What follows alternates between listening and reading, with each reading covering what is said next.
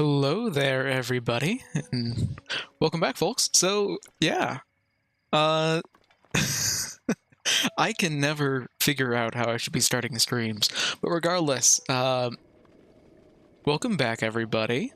Today we're playing more Breath of the Wild because it's a good game.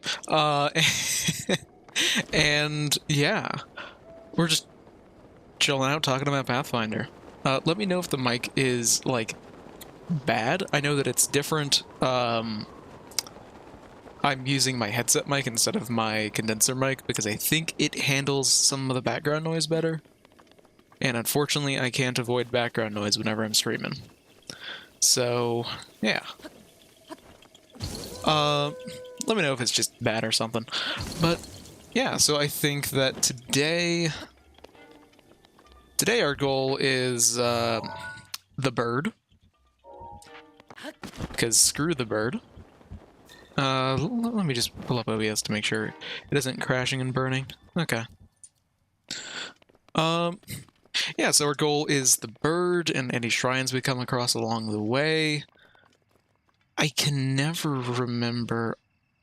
I think... yeah, there's a shrine around here somewhere. But it's the one shrine, I think, of the game that I don't have, like, completely memorized. So, I'll come back for that one eventually. Instead, let's just make our way to Rito Village, do a couple of shrines along the way, get the easiest Divine Beast out of the way, because seriously, Vomito is, a joke. So, yeah. Also, let's get the Talus over here. I need some money. And you know what? I'm gonna switch over to a different mic, because I kind of forget exactly what this one sounds like. So yeah, and it's very easy for me to switch back over. So give me one moment. And yeah, I did literally mean one moment. So I'm back with a mic that I am more familiar with, and let's kill a Talus. Because I believe this boy right here is a Talus. I don't normally kill them, but I need money. And don't you love some money? Now, okay, this isn't like an especially hard Talus, because the rock is on the top. I forget. Can I pull off the limbs with moms? No. Okay. Let's just try and climb up, I guess. Oh, okay. I don't... Huh. I can never remember the exact conditions for one-shot protection in this game, because I know that there is a one-shot protection where if you take enough damage to kill you from full health, then it should leave you at a quarter heart. But I can never remember it. And also, I legitimately think out of every enemy in the game, the one enemy type that I'm the worst at fighting is Taluses. Because I just don't fight them much.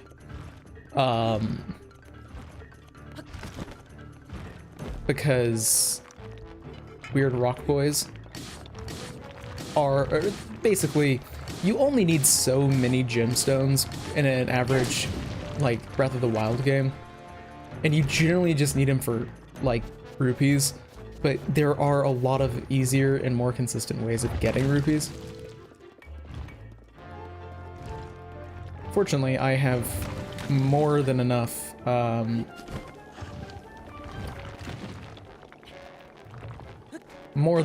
sledgehammers to make this work.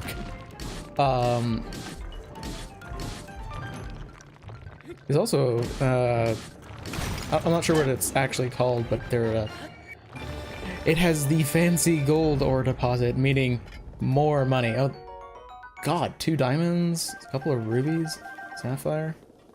Also, I find it so silly that, sapphires are just now in pop culture.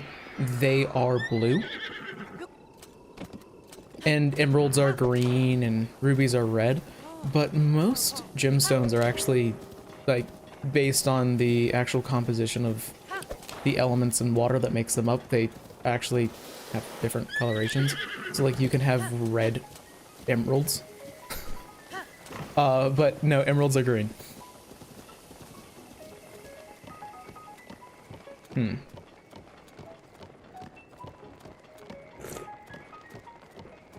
It's always been interesting to me how you can't gallop across this bridge. It's one of the, like, the few places, like, thin bridges like that are basically the only place in the game where they say, yeah, no, you cannot gallop. When, like, they could just make it so you can't turn your horse instead, so you could still gallop across it. Which I know is a very minor concern, because most people are probably only going to go across that bridge, like, once, maybe. And they probably aren't going to be on a horse, but... Oh! I know basically nothing about gemstones. So, it would make sense if it was just, like, a coloration thing.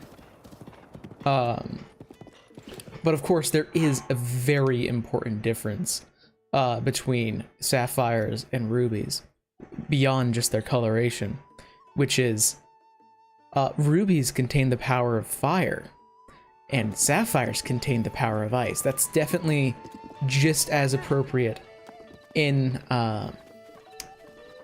real life as it is in Breath of the Wild. Yeah, let's grab the curry quest. Might as well grab the curry quest. I'll be at Goron Mountain, or not Goron Mountain, Eldon. I'll go to Goron City eventually. It's always fun to grab little quests like that. And then see if I can, because again, for those of you who were not here in the last couple of streams, I am not fast traveling. So it's always fun to try and, like, pick up quests for other parts of the map that you're not in. So dang. Oh. Okay. I am going to be silly here. And I'm gonna really go back to the beginning of where we started off this stream, because we are very close to the shrine that can only be unlocked by being naked during a blood moon, and oh my god, that is the worst shrine in the fucking game whenever you are playing without fast travel. So I'm gonna go and unlock that, because in general, I'm pretty good at recognizing, or not recognizing, but, like, I have a decent in-game internal clock for when the next blood moon is going to be coming, because it's about every, like, 2.5 hours, I think. But it's an absolute nightmare to do that shrine, and I just want to get it out of the way so I don't have to think about it again. And then we're coming for Big Bird.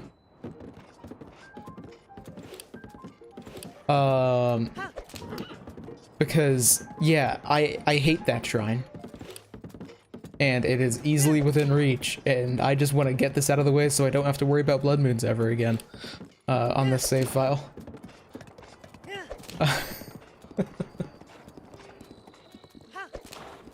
Because, yeah, it is probably my least favorite shrine in the game, because it's not up to random chance. There is some ways, I believe, that you can force blood moons to spawn, but none of them are consistent, and mostly the best way to get this shrine, if you have the DLC, is just grab the travel medallion, go there, put the travel medallion down, and teleport to the shrine whenever you see a blood moon. But it is still not great. And we've got a bit of time. A couple of minutes.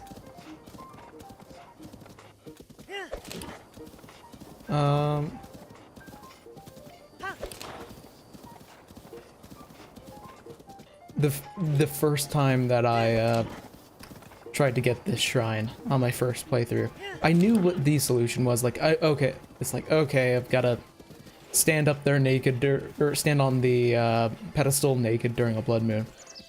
But I had no idea remotely how to consistently get a blood moon. So I was just like, oh, I just have to wait for a full moon, right? And like maybe a blood moon is gonna occur every like 7 blood or like full moons or something. So then I just sat here with a campfire for like 30 minutes, just cycling day, night, day, night, day, night, day, night, day, night. Which doesn't work because it's based off of in-game time. And also in-game, like, accomplishment. Like, you actually have to be killing monsters for a blood moon to spawn. So, fortunately we've done enough of that, and we just have to wait for the sun to go down. And then we should be good. I feel like this is one of those shrines that people don't like. My favorite game mechanic, waiting. I forget, can you actually climb up these, or is it too steep? I know that it's really annoying to get up onto the one that Cass is on. Looks like you can actually make it. And also, this is the exact sort of situation why whenever I say, like, oh, if you're going to build Link as a Pathfinder character, you have to max out athletics as much as possible. This is why. Stuff like this. Probably has assurance and athletics too, so he doesn't have to actually worry about failing any climb checks. Screw it, I've got time. I'll try and get up to Cass and actually get the shrine quest for this one. Rather than just doing it without asking for any riddles. Because I definitely don't have, like, pretty much every shrine in the game memorized. No, definitely not. That would be silly.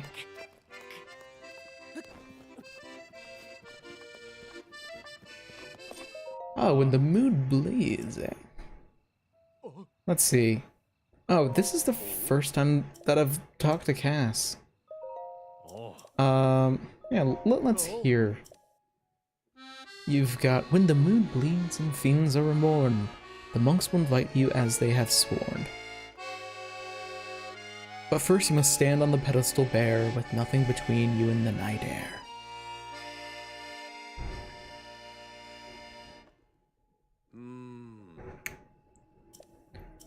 I wonder what when the moon bleeds means, Cass. Unfortunately, the moon isn't up for me to zoom in on, but... Also, I swear to God, if it doesn't actually come back, then I will have wasted, like, what would that be? Like, 7 minutes, God forbid. Also, I'm gonna have to kill that Talus again. Eh, that's fine. Taluses aren't that hard to kill. Once you stop being an idiot.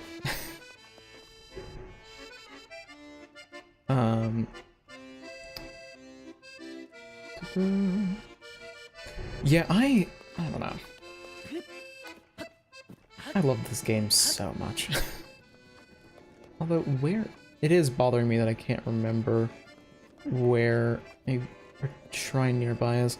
It's one of the only subterranean shrines in the game, and also I think it's about time for me to jump down below. I just have... I think I can take off my clothes already, I guess.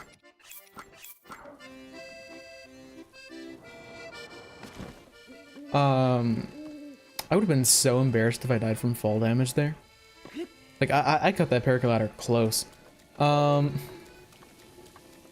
So yeah, it should be a blood moon any minute now. Just wanted to get it out of the way. I don't know why this just quickly came across my mind. But I just need to say that it feels like being a Pathfinder fan.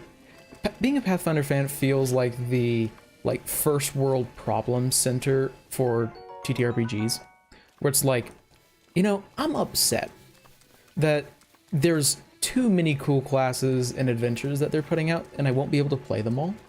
Like, first of all, how dare Paizo not allow me to play all of their stuff that they put out? Like, seriously, come on, man, that's just rude. Because pretty much every single AP that they've put out, I've thought, okay, well, I need to play this one now, right? Oh, I can already stand on it, even though I guess the Blood Moon isn't up. But, yeah, let's just get this.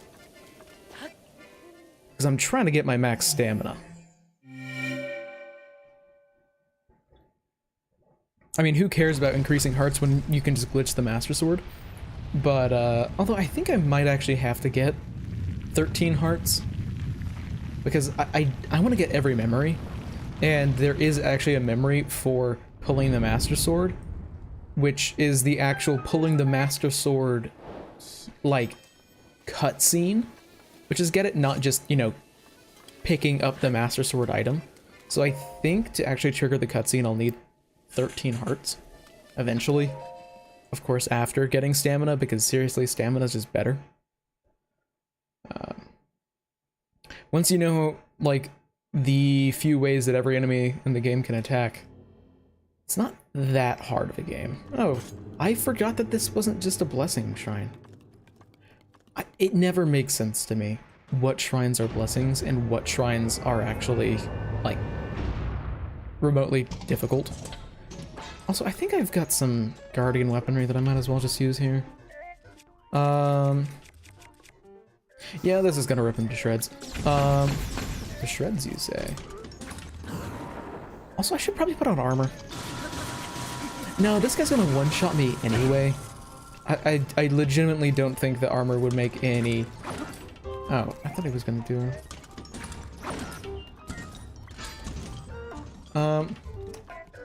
Yeah, I don't think armor would actually make any difference in this fight.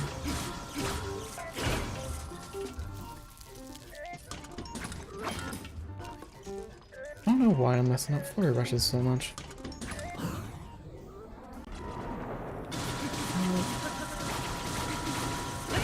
God, this is so much easier than the major test of strength that I did to end the last stream.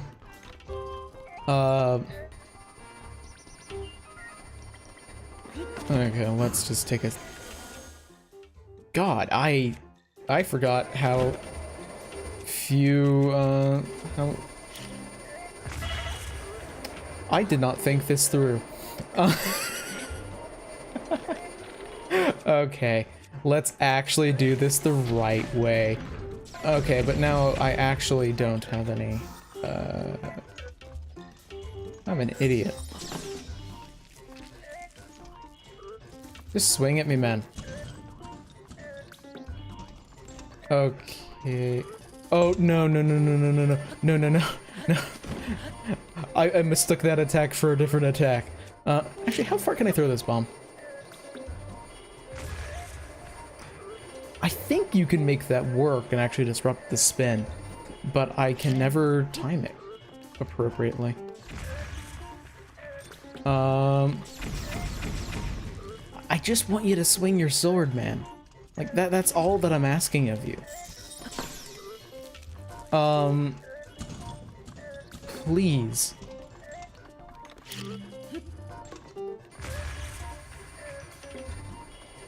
Because I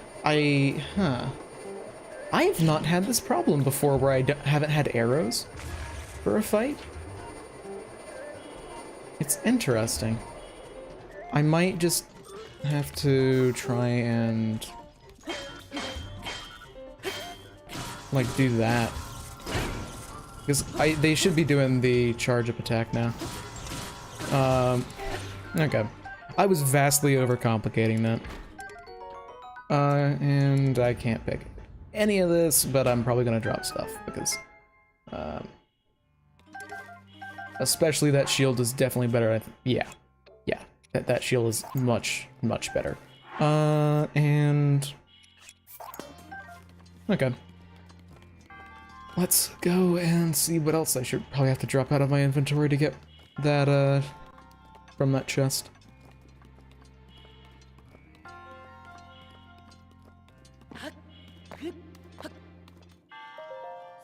Okay. Frostblade. Do I need a Frostblade? I might actually grab that. Yeah. That'll be useful for temperature management. And I don't know if this is like just a me thing, but whenever I play this game, I always try and keep like one flame weapon and one frost weapon on me, so it's easier to manage temperature in the early game. But that might be just a me thing. Like, I don't use elemental weapons to fight. That's what elemental arrows are for.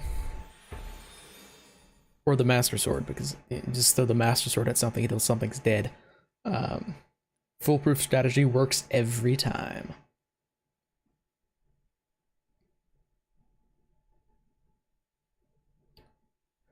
And now we can actually get back on with the goal for the stream, which is, as I said earlier, Big Bird. Okay. Good. Nothing I have is actually metallic. I can never remember if the shields, like, Shield of the Mind's Eye, I can never remember if that is actually metallic or not, or if it's wooden, or whatever the hell actual material it is for being as... Well, it's not actually that durable of a shield. Also, again, I should get dressed. Now it actually is probably gonna matter.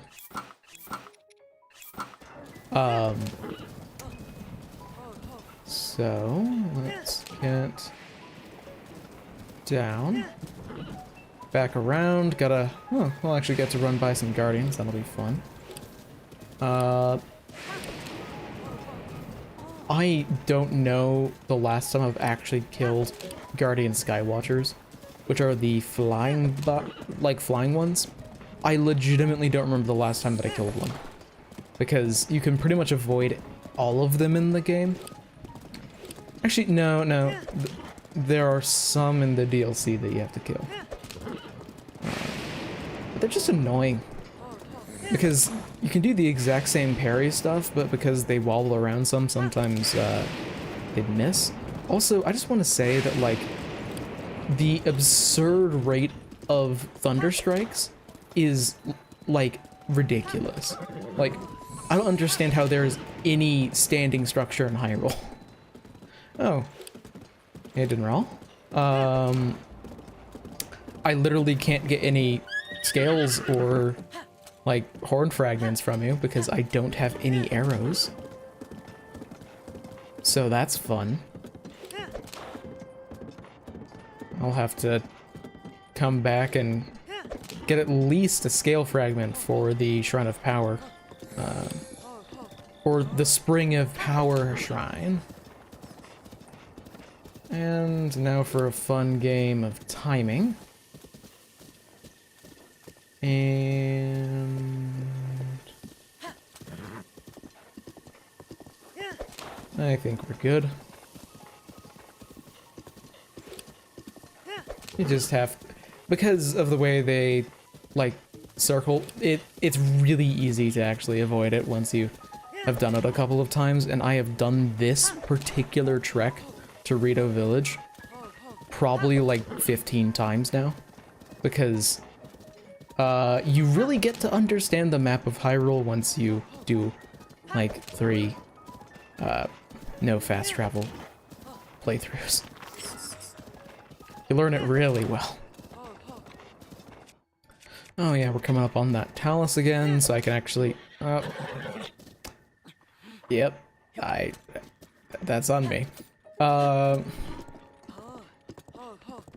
So I need to kill the Talus for gemstones, so then I can actually afford better cold resist armor. Because, yep, it'll be nice to actually be able to afford any of that, and also probably Great Fairies. I haven't done any Great Fairies yet, and I am poor, so I will not be able to afford any Great Fairies. No, no, I think I could afford the first one, but the first one's always the cheapest.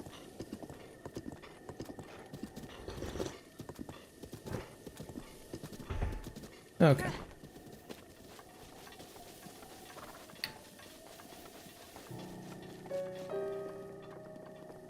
come on. Stand up. Okay. Stand up now. So I can whack ya.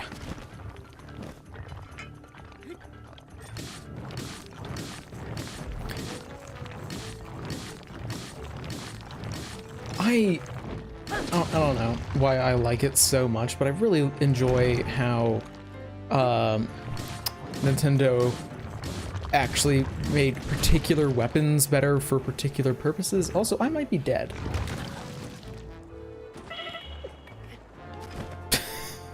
God damn it. Okay, let's get back up there. That's what I get for getting greedy. Also, I swear to God, if that talus healed. Okay, it didn't heal. I'm back in the combat radius now. I need to get my stamina back so I can climb back up the cliff. I like to imagine that this is what it's like for whenever like a martial character gets punted off of a cliff and they have to spend the rest of the fight climbing back up. Now, Talus? Better have not gone back to sleep there, bud. Where the fuck is the Talus?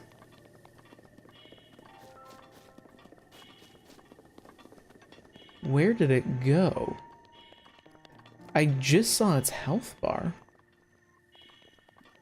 There's no way that it would have walked off a cliff.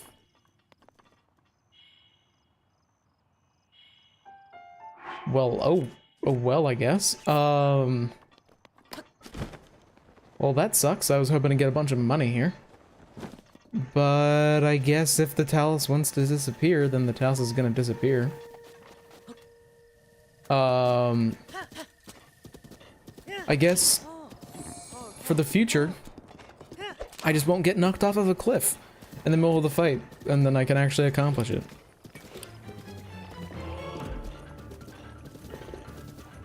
It must have despawned, I guess.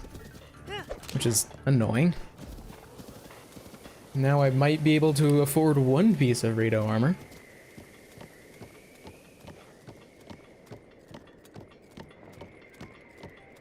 But, oh yeah, but what I was saying is I really like how, Nintendo made a couple of the weapons actually, like, feel unique and interesting. Where it's like, oh, any piece of weaponry that could be used for mining is super effective against taluses and can be used to break breakable objects. So if you don't want to use a bomb for something, you can just hit a cracked wall with a sledgehammer and it works. Like, that's super cool. Or how, like, axes are especially effective against trees. I just wish they did more of it, because, yeah, there's a couple of slight animation differences between, there's a couple of very slight animation differences with different weapons of how Link swings them. So, like, I don't know if I actually have a good example of this. I don't think there's like a soup ladle here or something. Is there? No, doesn't look like it.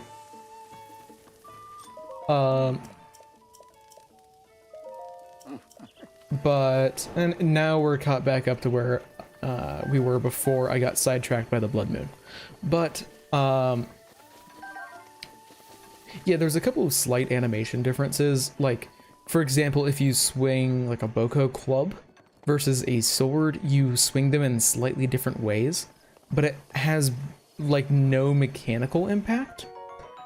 I just wish that you had like a different basic combo that was like actually obvious whenever you're looking at it for like a bladed weapon and a blunt weapon.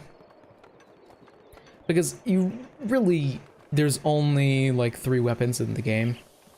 Or no, there's like 3 weapons in the game, which is one-handed, two-handed, and a spear, and then you have like novelty weapons like a Korok leaf.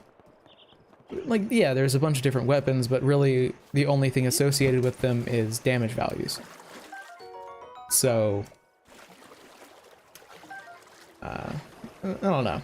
That's one of my nitpicks about the game for whenever Breath of the Wild 2 gets released, is I really hope there's more weapon variability. Or, I don't know, things you can learn around the map that give you different abilities to use weapons. Also, hey there, Big Bird.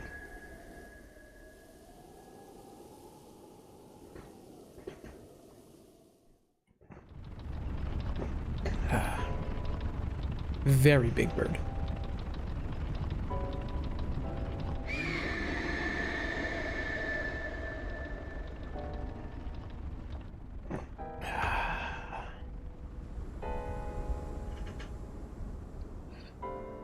Like, okay. I know that every divine beast is threatening each, like, city or village around it. And that's why it's like, oh, please help us, Link, so we can be free, and all that. However, in, like, like, okay. Vomido's whole thing is it shoots at anyone who gets near, also big frame rate drop. And I'm going to be back for this statue once I go and grab the shrine, not shine. This isn't melee. But once I grab the shrine up above, then I'm actually going to have 8, and then I'm going to just knock out the statue with 2 things at once rather than waiting. So let me just get up here, get the shrine. Oh yeah, but I think the main things for me, for like Breath of the Wild 2 that I'm hoping for are weapon and enemy variability, because combat gets kind of boring after a while in this game, because there's like, I don't know, 6 major enemies that or 6 main reoccurring enemies, because I don't really count keys. Keys are, more than anything, are just like a environmental hazard. Same thing with the stall enemies. They're just, oh, well, I guess you gotta fight these things, and they're not like super interesting. I'm forgetting if I have the solution to this one memorized. I might. I know the past couple of times that I've solved it, but it's not been that bad. So we just got these 2. This one has to be solved by this, meaning that this one has to be solved by one of those 2. I might have to do this around a couple of times. Also, it took me so long to realize that hitting these little things here doesn't do damage to your weapons. I went the entire like first 2 playthroughs thinking, oh, well, I need to use a weapon that I don't like on this stuff. Okay, that is okay. Okay, good. And then I think that I'm forgetting what's behind. What's the bonus chest for this one? Let's just look and see if it's. I think it requires arrows, and if that's the case, I can't do it because got no arrows. Yeah, it requires arrows. So unfortunately, well, it doesn't really require arrows, but it's really time-consuming to do without arrows. So I unfortunately must pass. I mean, it's very, very easy to do with arrows. You just shoot that thing once and it starts blowing the fan.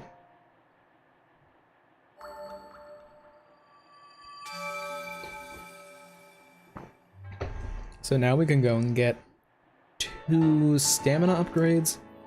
I believe go talk to the Elder, then go talk to Teba's wife, get a flashback. Go talk to Teba, do the easiest. Oh, I need to buy arrows. Also, because I need to buy arrows and ideally some Rado armor. Because I was about to say go and do the easiest like target minigame in existence, but then I remembered to actually do a target minigame you kind of need arrows. So it'd be really sad if I like talked up like, oh yeah, I need to go and do the easiest mini game in existence, and then I just don't have arrows. You know what, I'm thinking about it. I wasn't planning on taking the heart container that I get from the Divine Beasts, because 3 heart run, but if I want to get all the memories, I think I'm gonna have to take them, just to save on time doing shrines.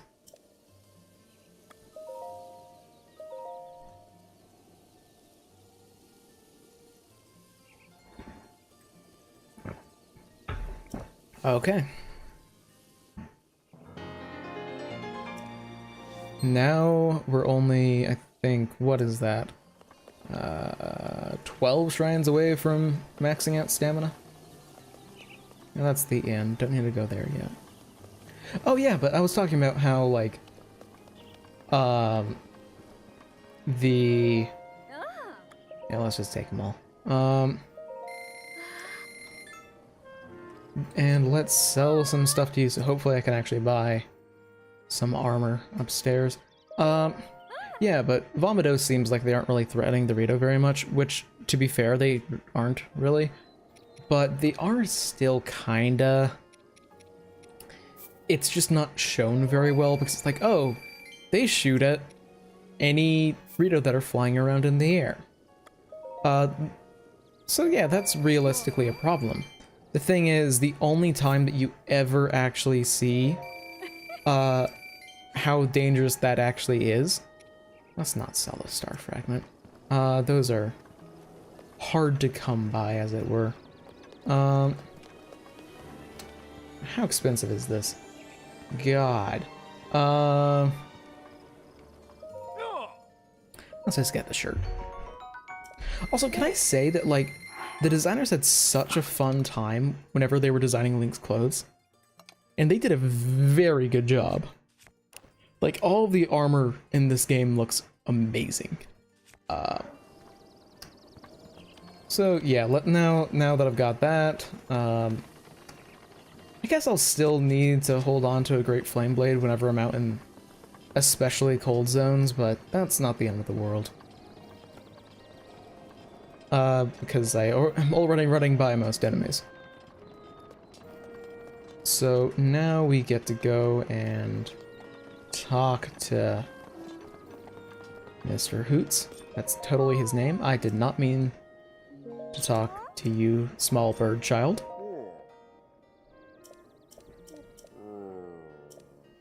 Khalidi sounds like... I don't know why, but every single time that I see this guy's names, I think of cannolis. Makes me want a cannoli.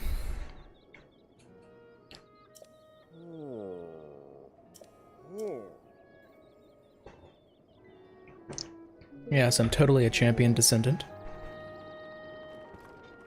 Did I actually get that? I was zoning out so much. I don't think that I... Okay, I think I hit B by accident. Because I'm zoning out because most of it is just... big bird flying around shooting at smaller birds that are stupid and brave. Go talk to their wife.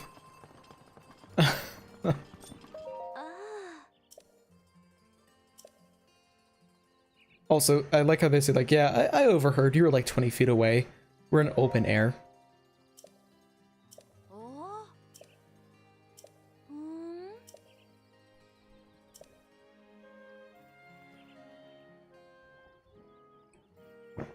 Oh, yeah, but like, Vomido is legitimately threatening. The problem is that you only see it legitimately threatening whenever you go and fight it, not whenever it's flying around above Rito Village. Like, if it had its cannons out all the time, it would be much more intimidating, but it only has them during this scene where you fight it, which is annoying. Also, I can't hear anything going on, so I can't hear the cutscene. I'm going to be setting up some music for myself because I forgot to do that up until now.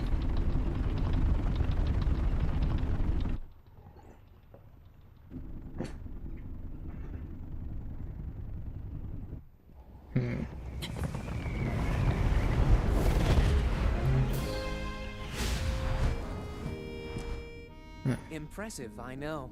Very few can achieve a mastery of the sky. Yet I have made an art of creating an updraft that allows me to soar.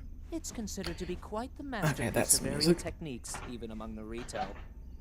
With proper utilization of my superior skills, he is no reason why we couldn't so cocky. with Ganon. Now then, my ability to explore An unreasonable amount of cocky. But let's not pardon. And this is how I envision let's not forget the all fact that I am the Tengu most act in skilled archer of Pathfinder. all the Rito. Yet despite these truths, it seems that I've been tapped to merely assist you. Acting all superior because they don't take fall damage. Darkness sealing sword on your back. I mean, Which, asinine. Unless you think you can prove me wrong? I Maybe love we should Tengu just settle so this much in one-on-one. Pathfinder. They're probably my favorite ancestry. Oh, I know. How about up there?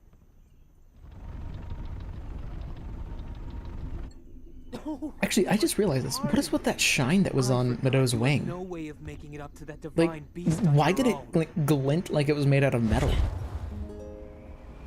That makes no sense. Good luck sealing the darkness.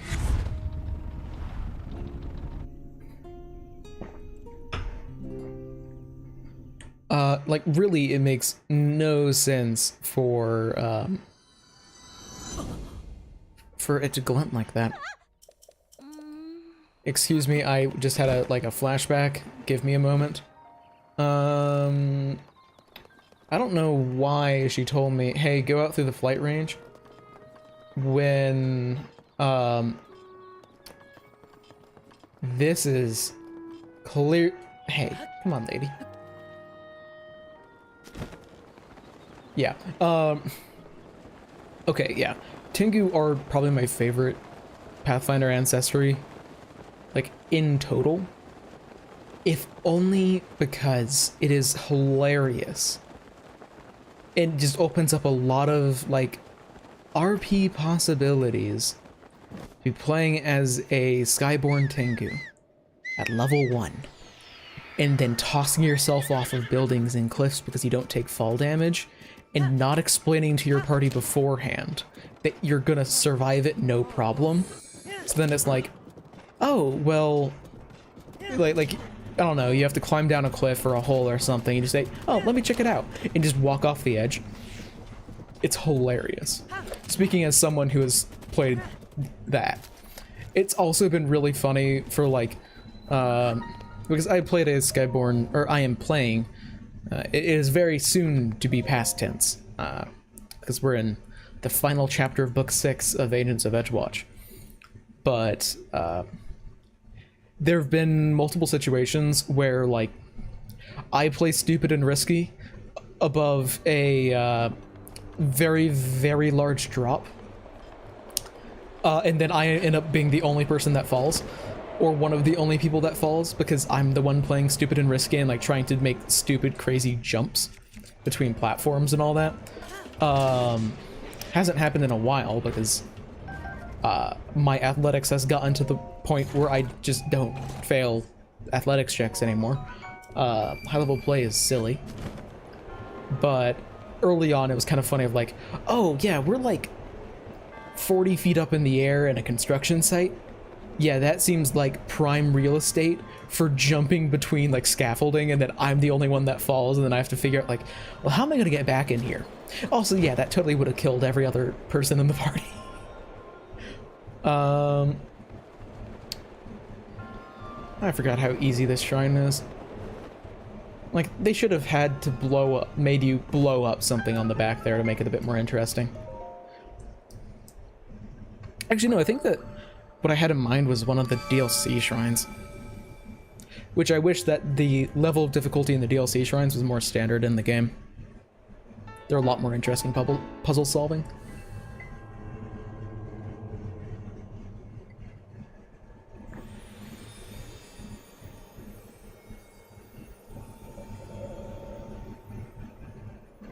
Okay, now let's go and talk to another bird.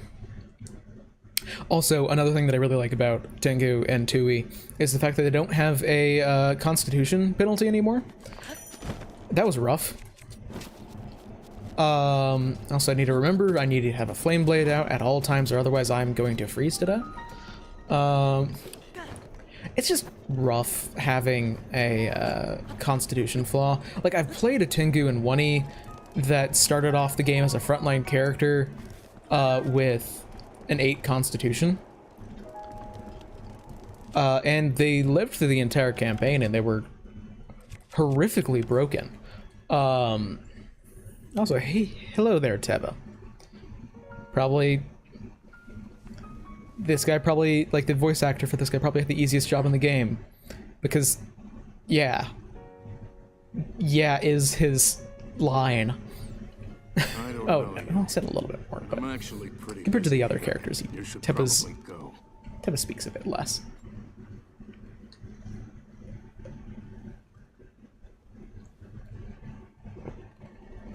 Of all of the, like, new, younger champions, Teba probably says the least, and Sidon 100% says the most.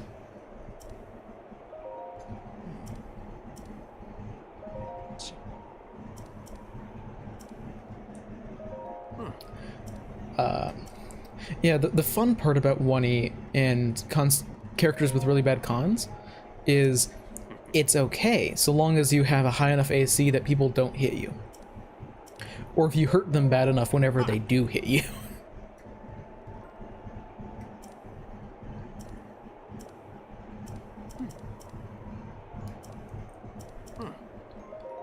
Yeah, let's go and hit 5 targets.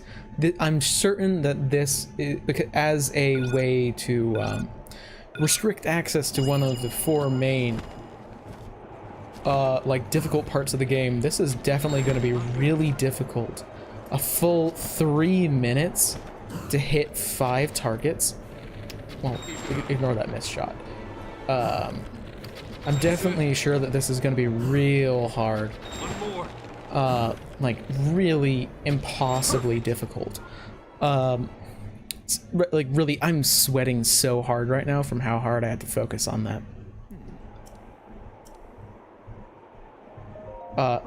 Not hundreds of them. I've had significantly less. I have avoided many fights because it's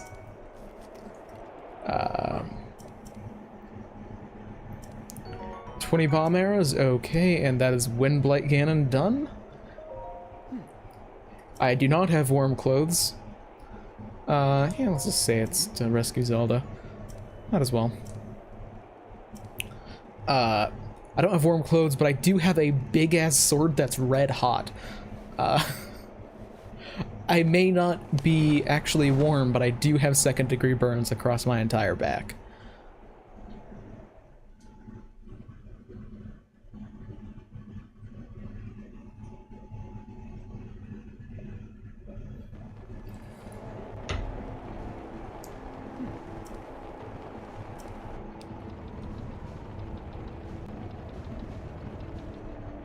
I do want to know what happened with the ancient Chica, where they're like, okay, we're gonna build Vomito, and then we're gonna make a scoop, or like a standing platform on their nose.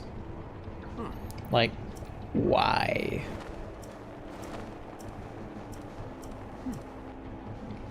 Or why don't any of the other divine beasts have the impenetrable barrier? Yeah, let's go. Go for it. Watch Like, out. seriously, they literally have a barrier that cannot be broken in any way. Where's that on the other ones? That's it.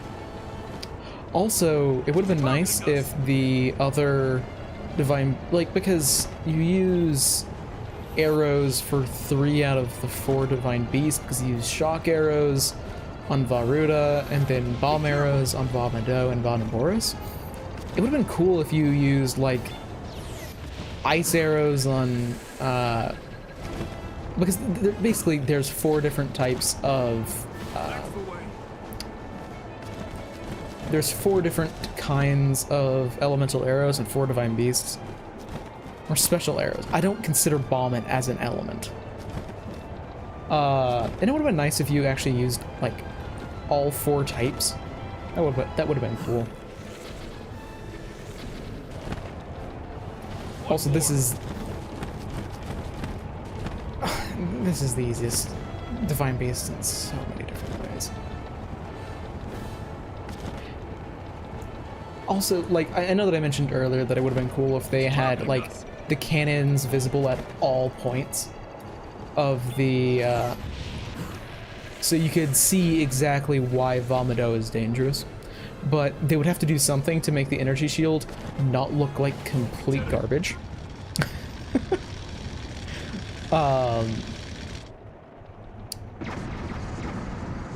But if they, I don't know, just put the cannons on the bottom of the wings and, like, on the top and bottom or something. So then it's like, oh, I understand why the Rito are scared of the giant bird. Well done, Link. That thing is history.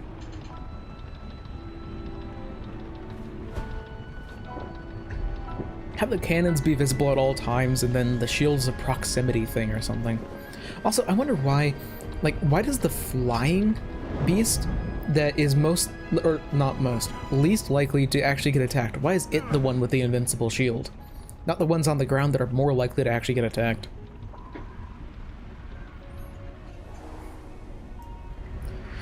Oh, I don't know why this just popped into my head. Bad news, Link. But, Looks like I got hit pretty good back there. I think I need to get back to the flight range. yes, you got hurt pretty bad. I can make it Let's go back to the flight range You head down to instead of your wife. Good luck. I think there might be other problems in this relationship. Instead of, outside of Teba being really stupid and throwing himself into dangerous situations. Oh yeah, I don't know why this popped into my head, but I would like another Pathfinder adventure path that is like pirate themed. And good morning. I would love another pirate themed adventure path, but I don't want another like Shackles AP. And this in no way is ever going to work in like Golarion. But I want a Sky Pirate AP. I want like skyships. Basically, I just want like, Well, so take I've seen that Skyward Sword, big bunch of rocks floating up in the sky, and make an AP out of that. Like, I had a feeling you're it's something that here I've, for control of Meadow also, over I humanity, forgot that correct? Rivali's talking here because I can't hear the game.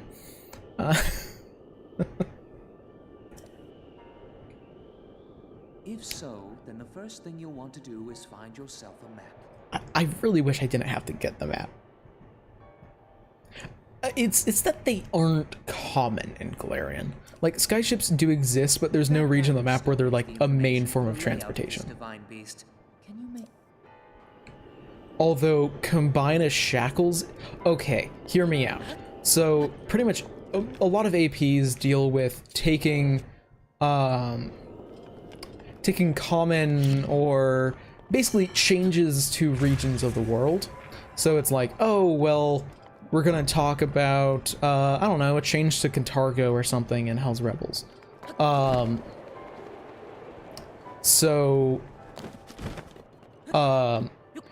Basically, APs often deal with large-scale changes to areas of the world. And I don't remember what the change that occurs that's caused by, Skulls and Shackles. However, imagine... Okay, yeah, let's actually remember to do this, because, oh god, the Master Sword is broken right now. I just have to use it very sparingly because I'm going to freeze to death. So imagine a Shackles AP where they yeah, that is a problem. If you give the party a skyship and then they say, fuck the AP, let's go to Varesia. And then you can't stop them. Oh, a Shori AP would be so sick. Oh. There are some APs that deal with the Shori Empire, but not many. but I think the Shorei are cool enough that you could totally make an entire AP dedicated to them. Rather than just like one book of a historical AP dealing with ancient empires. Closely at your map of the divine. The terminals that will activate Meadow are marked only to activate all of the. Yeah, but imagine a AP that deals with. Okay, so some people from the some pirates in the shackles. Yeah, they just kind of went and stole a bunch of blueprints. About how the, okay. I can, this is a very easy Divine Beast, but I can always, left and right and up and down for some reason are way too complicated for me. Okay, so that,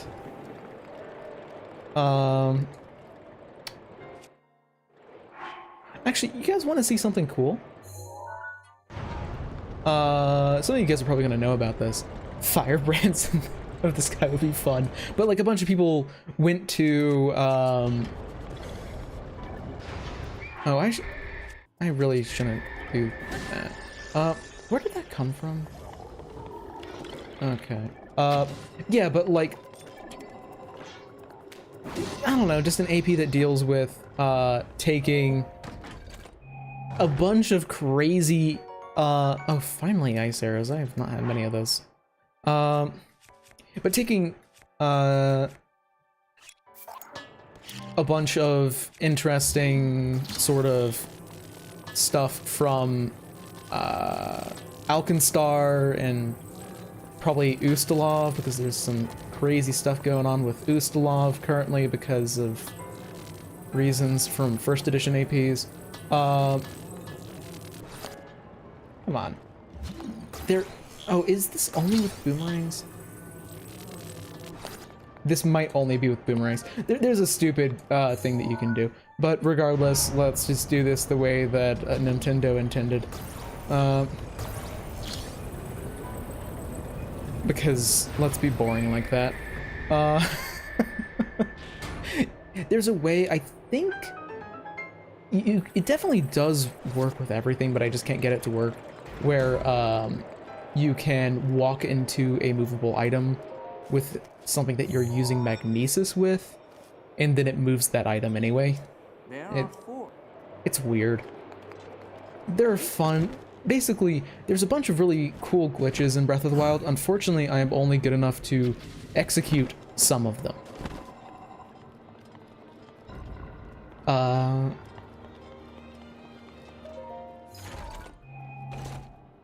Yeah, like imagine a like 3-book 5 to level 15 adventure path in the Shackles, which it's like all about, its whole thing is, so, a really powerful pirate in the Shackles got their hand on a skyship, and then now you have to deal with it. So then it's like, book 1 is all about getting blueprints for a skyship, book 10, or not 10, book 2 is all about,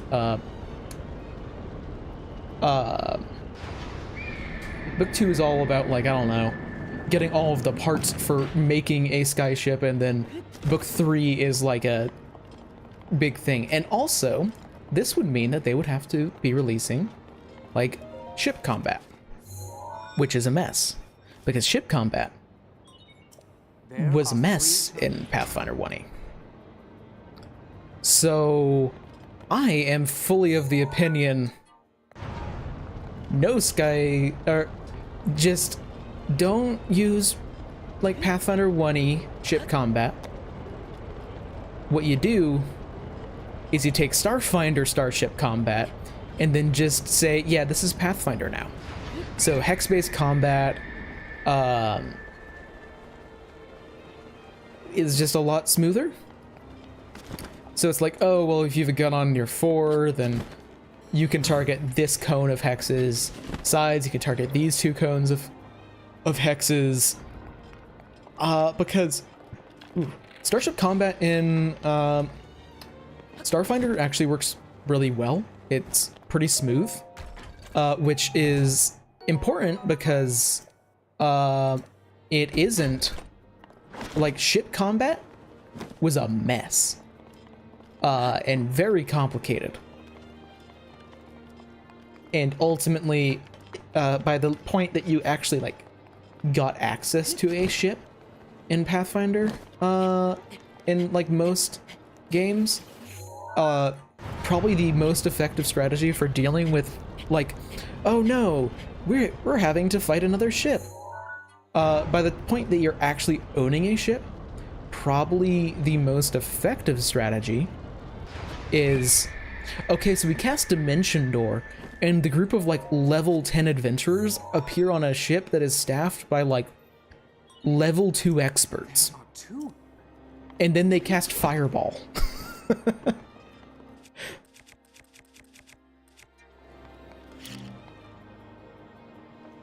Yeah. Let's trying to remember, like, what is the way that they act. Oh yeah, this is what they want me to do here.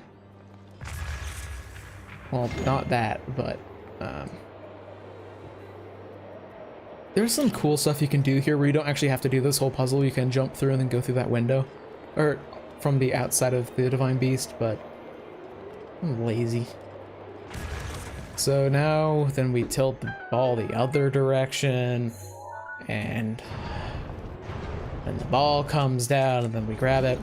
Yeah, like, I want to see a vehicle AP is maybe the better way to put it, because I'd be surprised if they go like full skyship, because that 3D combat, in addition to,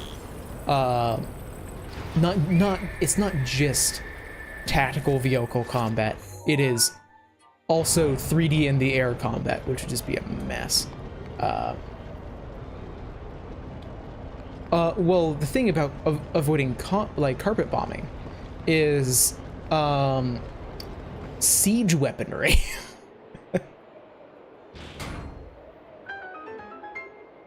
Siege weaponry is very important thing to give your enemies access to. Like, if you're in a setting where like skyships are accessible, then you can't ignore the fact that people would be guaranteed to come up with countermeasures against siege weapon or against skyships. So, like any fortified settlement, if skyships are like a thing in the area, people are gonna have weapons to deal with that. Oh, that's the wrong direction.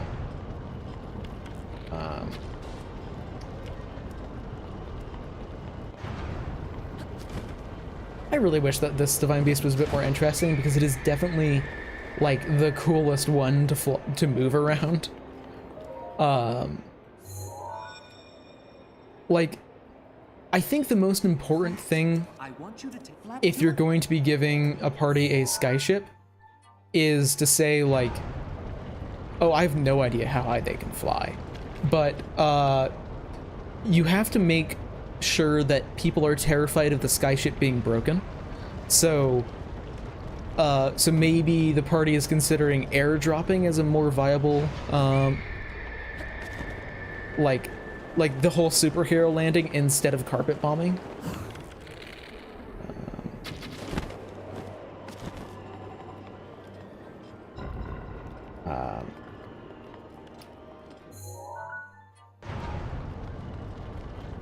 I have actually, like, I haven't played any, like,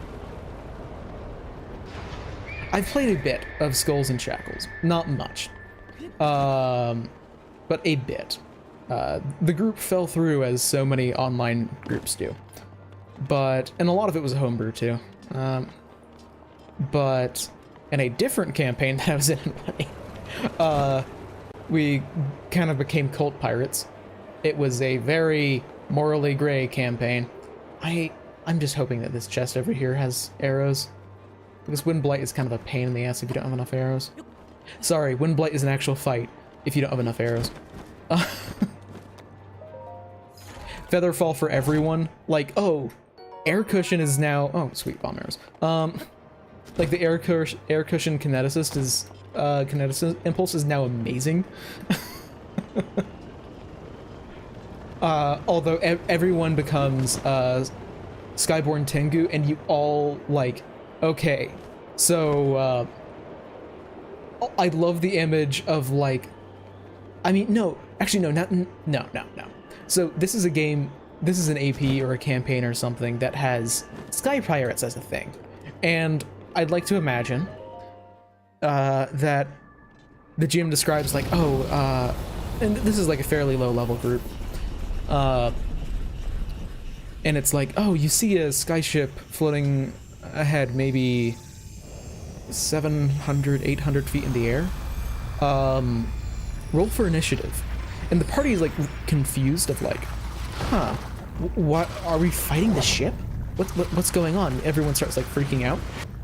And then you describe a couple of black dots fall off the ship and rocket into the ground because the ship has like a paradrop squadron of Skyborn Tengu that their thing is they jump off of the ship and take no fall damage and paradrop into combats.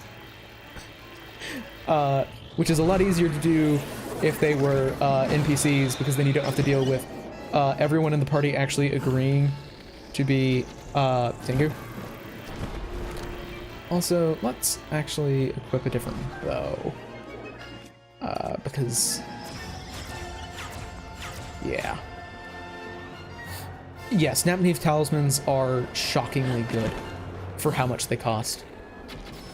That was a terrible shot. Okay, I think he's fallen, so then I freeze a little bit and just go to town on him. That was a very bad go to town.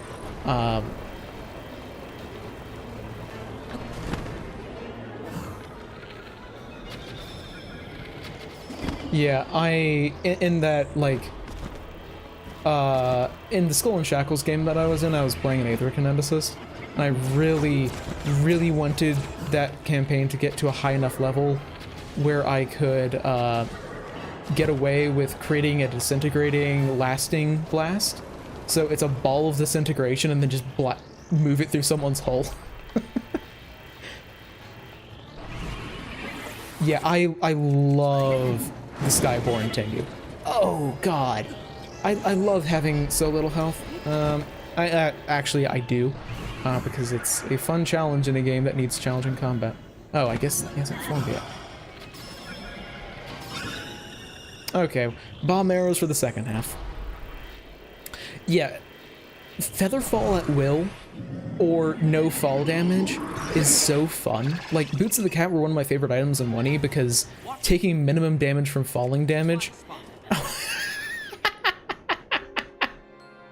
So apparently, whenever he went to stage 2, his hurt box was inside of my hitbox and I just die. Yeah, but just jumping off of stuff and doing incredibly dangerous things it's so fun.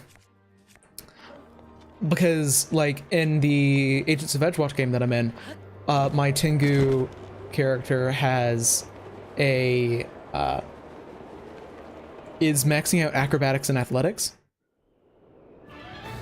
His aim is dead on. Watch yourself. That is probably the first time that I've died to Fireblight, or not Fire, Windblight Ganon, and like the past 4 times that I've fought him. I didn't know that might actually be the first time I've ever gotten hit by that tornado move. Ow.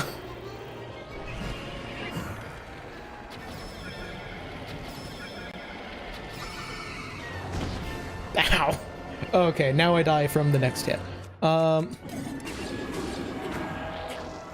And I would like to avoid actually healing in combat because it's boring. I really should have made some damaging food. Oh! I need to do this so I don't freeze to death.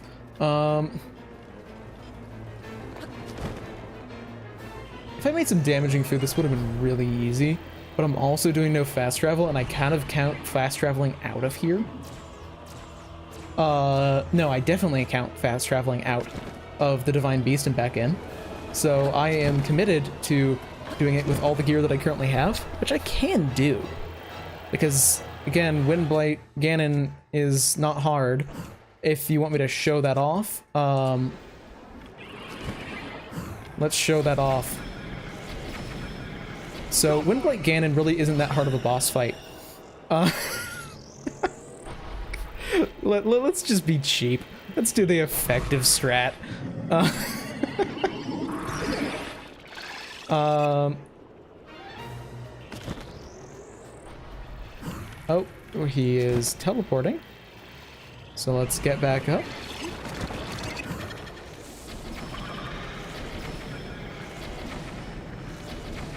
Windblight Glant, I don't know what people are talking about. The boss fights in this game are really challenging.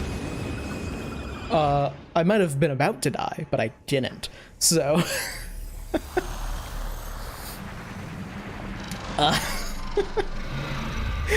They should not give you 20 bomb arrows right before you do this boss fight.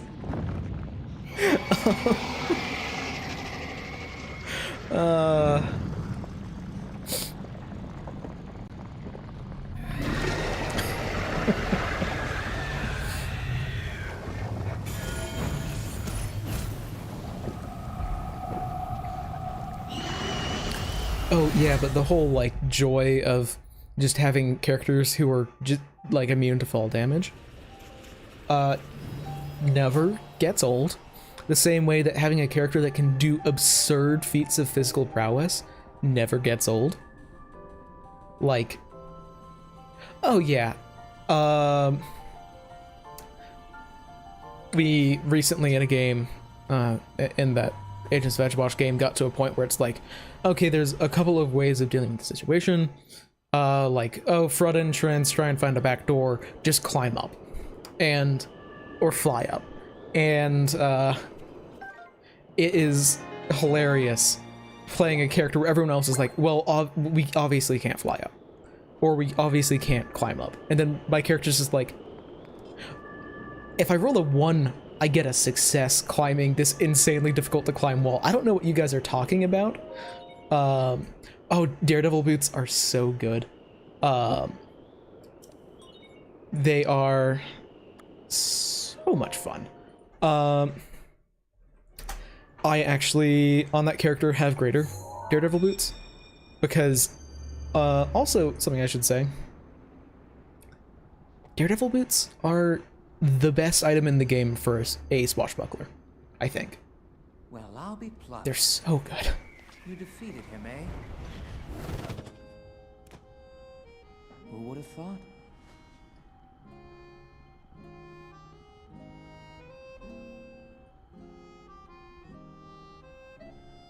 Well done.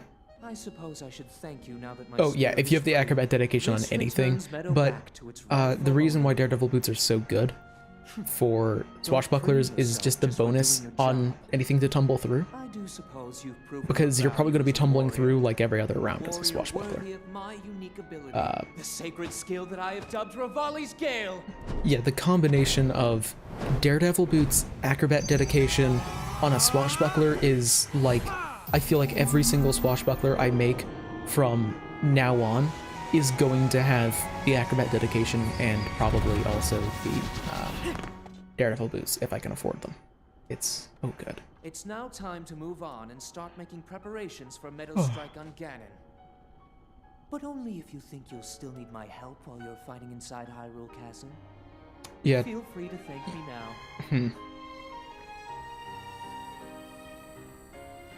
Or, never mind, just go. Your job is far from finished, you know. Yeah, I think the way that I would put it about the whole, like, fly speed isn't as OP as people tend to make it sound, is that depends a lot on your party makeup and your personal character build, which is actually kind of similar to like tumbling through and all that, because it's like 90% of the time you don't need a fly speed and you don't need the ability to tumble through a creature's square. but when you need it, you really, really need it. Like getting a fly speed on, let's say, a swashbuckler is really important because unless you have the flying blade feat, literally every single thing you can do is melee. It is a melee class through and through. So if you don't have a fly speed and you're fighting against a spellcaster that's flying like, I don't know, 40 feet in the air, you're fucked. Yeah, I think it's something where like you could find ways. I never realized that the Rito fly up here. Huh. I never noticed that in that cutscene. And then they probably freak the fuck out whenever it makes the big ass laser. Like, oh, it's safe, guys, we're good. Oh, that's a bigger laser than it's ever fired. You'll have a precise speed on Like, I feel like depending on the group and the type of give him everything you've things got. you're fighting, Now we wait for that perfect moment. it is important. For example, that Agents of Edgewatch group that I'm in, I keep on forgetting that Rivali's talking because I can't hear him. You'll suffer if I wait for a few more moments.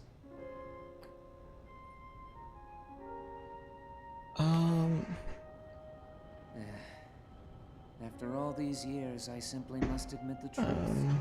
Even without the power of flight, Link made his way to this divine beast and accomplished something that even I could not. Yeah, I'm just checking some things before I start talking out of my ass. How lucky he would be. I hope that Got turns it. out, Link, Actually, that's for weird. everyone's sake.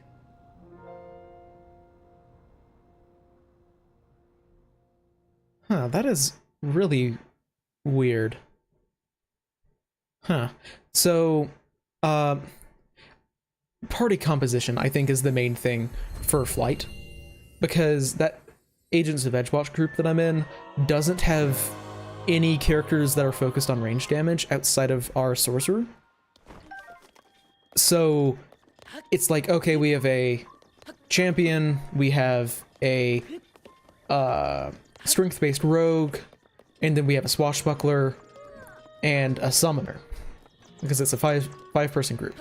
Not a single one of these characters is remotely focused on ranged damage. So, like, if we run into a character that flies with a bow, we're screwed. We're relying on basically one person to deal damage.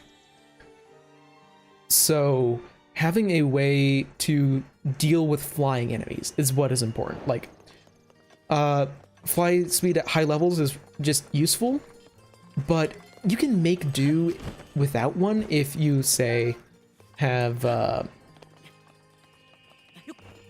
am I talking about? Like, if you have, someone with, oh, what is that spell? It is Stone Call, I think? No, Stone Call is a 1E thing.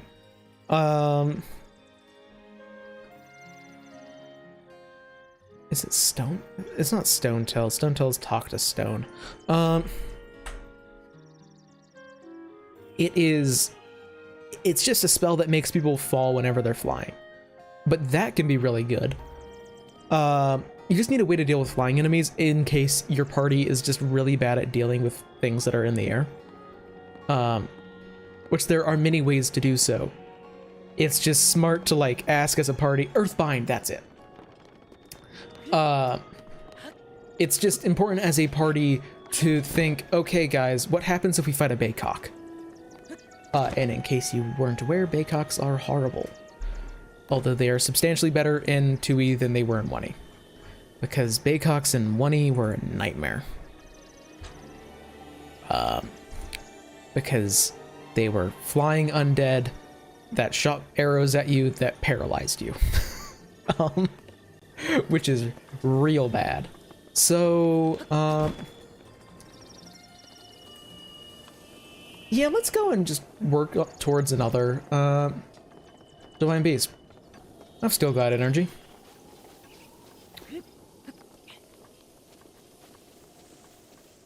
Cast it down.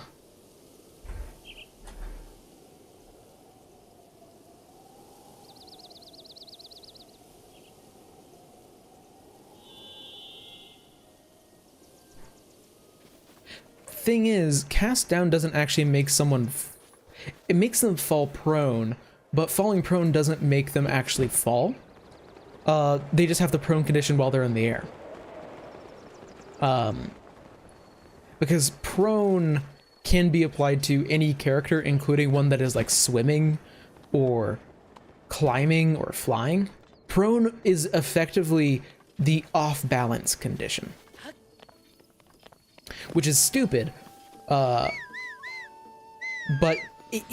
that is basically what it means, because any character can be prone, no matter what state they're actually in at the time. Because it does depend a bit on GM rolling, but all the games that I've rolled it that way, because you technically, you can use the trip action on anyone. Yeah, Baycocks are one of those weird things.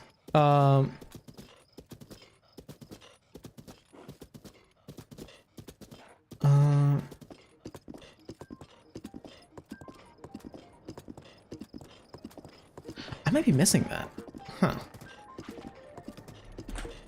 About prone.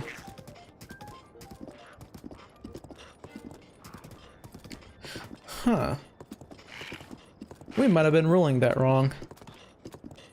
Also, I really love... Let me actually do this so you guys can actually see where I'm going. Because I'm not driving currently. The horse knows where to go. And it's going to Gerudo Valley. It kind of knows where it's going. Huh.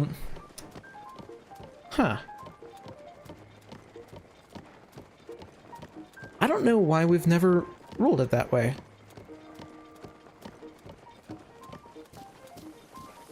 I legitimately don't know how we've been ruling that wrong in our other games about prone while flying. It might have been some... I might be mistaking it with because this is not a situation that comes up very much.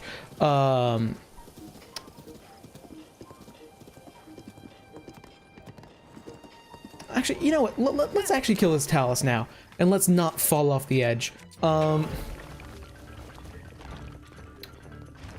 So yeah, let's kill this Talus and get some money, because there's gonna be stuff I need to buy. It might be something where, like, our GM ruled that, like, okay, well, they get to make a reflex save or something. So instead of, like, grabbing an edge whenever they're flying, they get to make a reflex save to avoid falling that far. But they still have the prone condition, so they have to spend an action to... Ow. Ow. I just have to hit him, like, once, and he's dead. Should be able to do that here.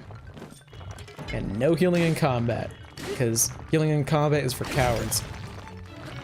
Oh god.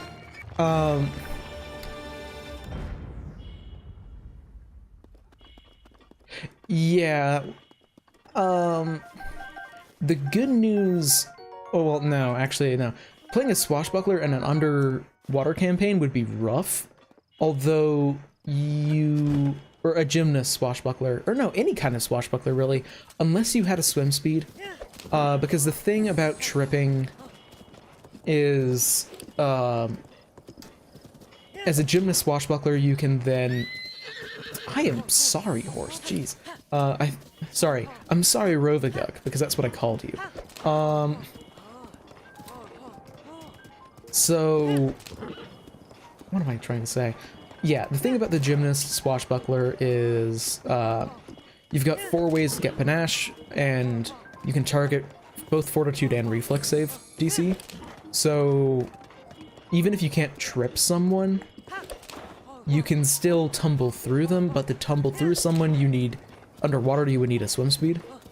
So if you're playing an underwater campaign, I really hope that you have a swim speed, because otherwise your life is going to be hell. Yeah, I think you would still get panache.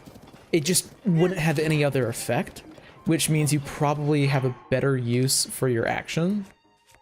Like maybe tumbling through to get into a flank or something.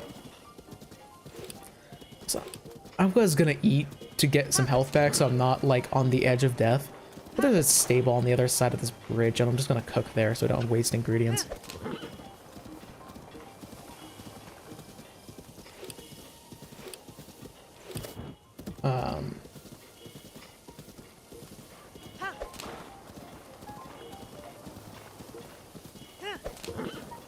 Yeah.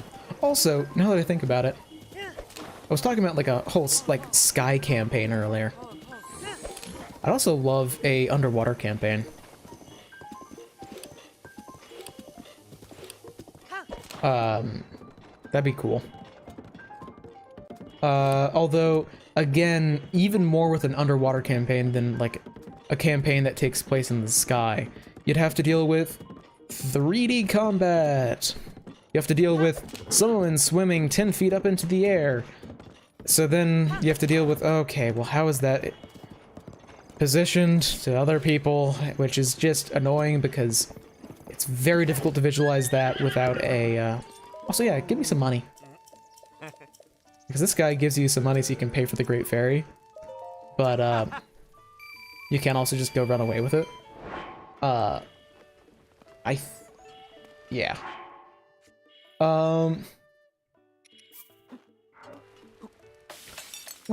Let's cheese this a little bit.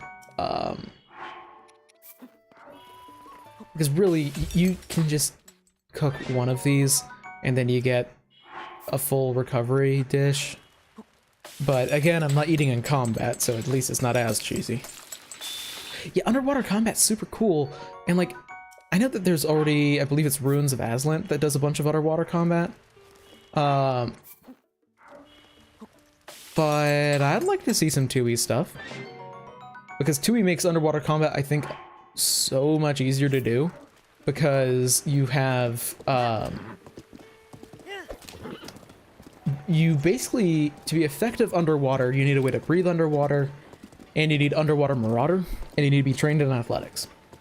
Or have a swim speed. Which is so much easier than Pathfinder 1E, where you needed a lot to be, like, really effective underwater.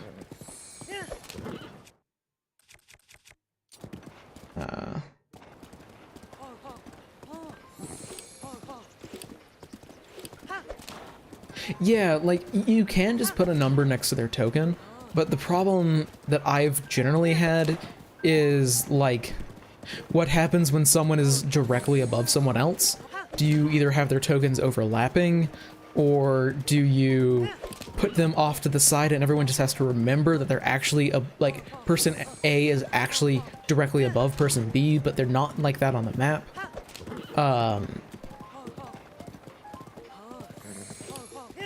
Also, you're gonna have to deal with the problem of, like, well, if everyone's not playing a Naz or Keti, how is everyone gonna be getting water breathing? Are they just getting water breathing through the kindness of the GM?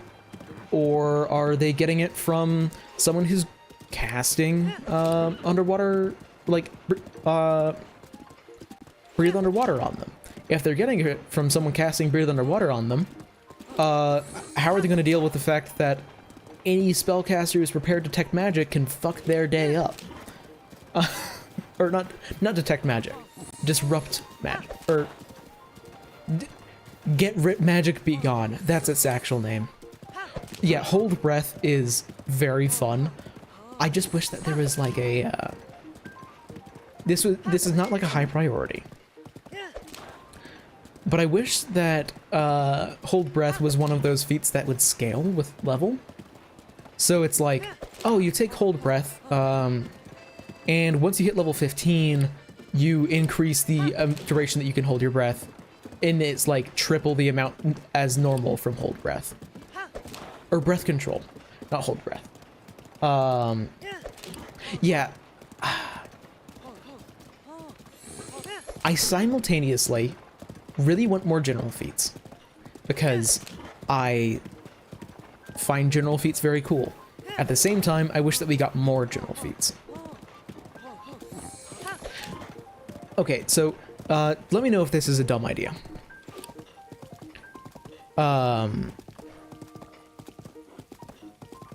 This might be a dumb idea, but would it be crazy to make general feats maybe weaker, but you get them every odd level? So you get way, way more general feats, but they are a little bit weaker overall. And by a little bit weaker, I mean you make toughness probably not quite as good, and you make fleet maybe not quite as good, because most other general feats are actually pretty decently balanced for getting them every other level.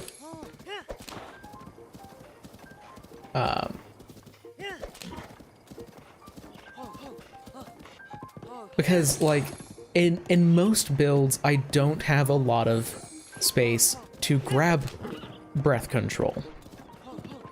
But I would love to get a better breath control. And, like, oh, yeah, what I was saying of, like, improving breath control at, like, level 15 or something. So there was a feat, or not a feat, it was a key power for the Unchained Monk in Pathfinder 1e called Key Metabolism. And there was other ways that you could get this, but Key Metabolism was one of the main ways, where once you have Key Metabolism, you only have to, I think you ate 1/10 the amount that you used to, and drank 1/10 the amount that you used to, and you also could hold your breath for an amount of hours equal to your Constitution score. So on a monk, it's like, oh yeah, I can hold my breath for 18 hours. It's not good, to be clear. It's not a powerful ability. But boy is it funny whenever you have to go swimming and, like, you just say, I mean, I can probably swim like that 200 feet underwater. Even if I, like, fail all of my swim checks. It's one of those, like, little things that makes a martial character feel like, wait, what the fuck did you just say? Which happens a lot with spellcasters, but it doesn't happen as much with martials. It happens a lot more in Pathfinder than it did in, in 2e than it did in 1e. In 1e, the, like, wait, what the fuck just happened was more of a, wait, you just killed something in one round? That was a boss fight. Yeah, holding breath for that long was silly. It was like, I want stupid little, like, out of combat stuff like that for martials, or really just any character. Because that stuff is just cool. Okay, this is gonna be a joke. Minor test of strength, now that I actually have guardian weapons.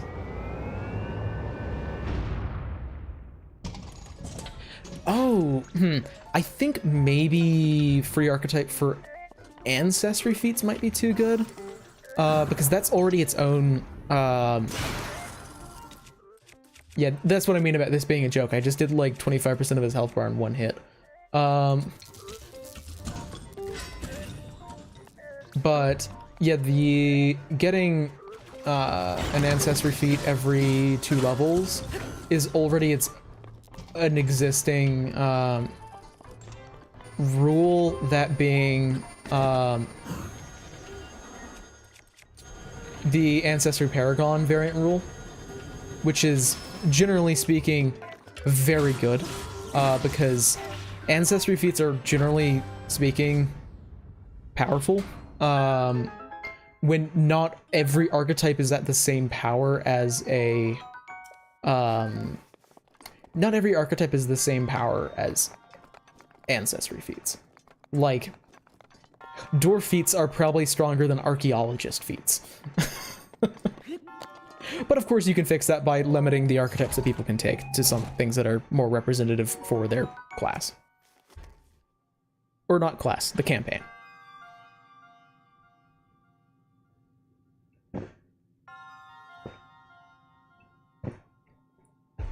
The one, like, homebrew rule that I think is very reasonable for free archetype, or, okay, 2, for free archetype, is 1, limiting what archetypes people can take, Because if one person takes the archaeologist and one person takes, I don't know, the champion multi-class archetype, those are going to be very different powers. So either say you can only take multi-class archetypes, or we're going to be restricting it to this one particular archetype, or just restrictions are nice because it helps keep the party a bit more balanced. And in every group, you're going to have varying levels of optimization.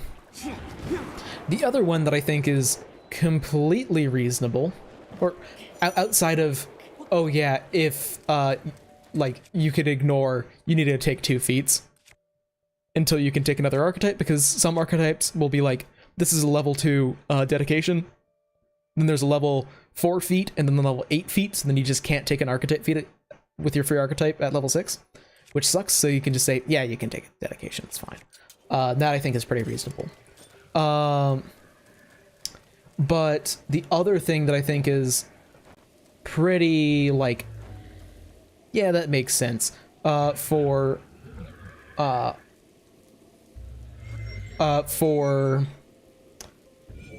free archetype is to say, okay, well, you can also take archetype skill feats.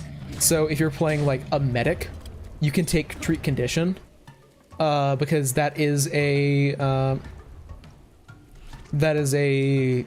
archetype skill feat that you technically cannot take with free archetype because it's a skill feat. Ow. Okay, let's... Screw you, man. How dare you hit me once and almost kill me.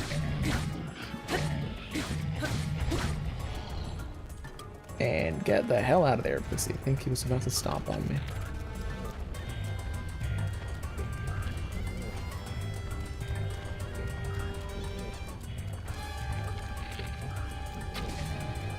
Yeah, it wasn't fast enough there. Come on, man. Make an attack, please.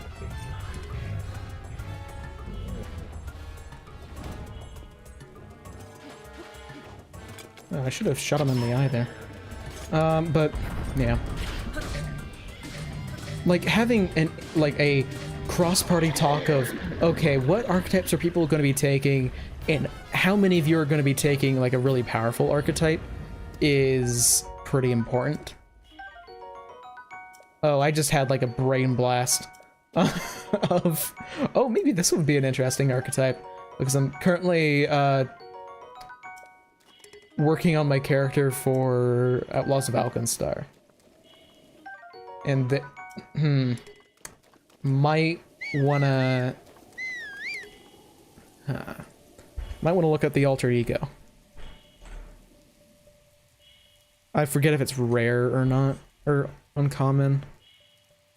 It isn't. Nope, it is. Okay, and it is also magical. Okay. Because we're doing weird stuff with rarity in our Outlaws of Alkenstar game.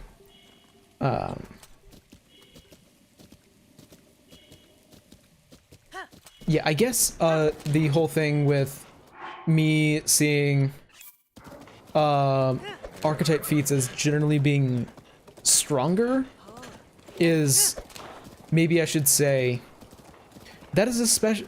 Archetype feats are generally stronger, or sorry, ancestry feats are generally stronger if we are talking about core common ancestries that have a ridiculous amount of feats to pull from, so you can pick all the good ones. Like, yeah, if you're gonna pick, like, Leshy, yeah, Leshies probably don't have as big of a selection of feats to pick from that are going to be as powerful. Oh, that's right, this isn't the shrine. I'm forgetting.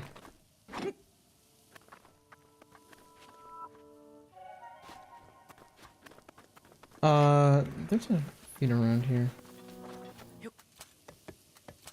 Well, I think it depends a lot on the... When I say, like, taking another blood moon? What the heck?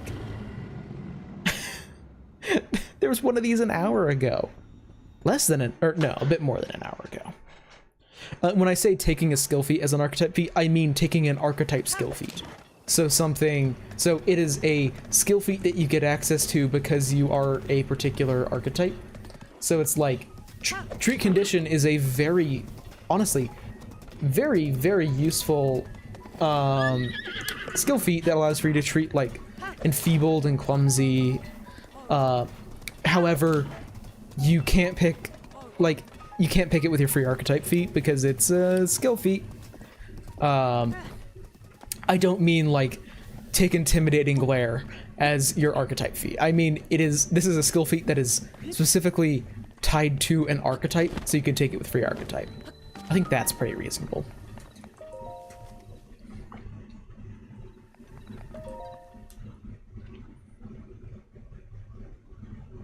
I think my goal for this stream is going to be getting the Thunder Helm, and then that's probably going to be where I'm going to stop. Based on my energy levels and throat.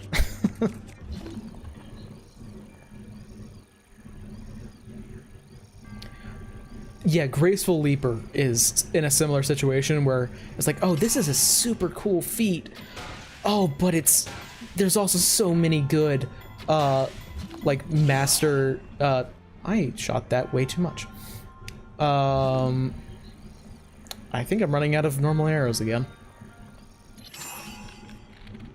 I think is it 1 or 2? It is 1, because somehow it was actually timed right. Yeah, there's so many like cool feats, and then it's like, oh, but do I want like Graceful Leaper, or do I want like a different feat that like is actually gonna help me, like, yeah, being able to do I forget, can I deflect whatever this guy's about to do? No, it hardly does any damage, but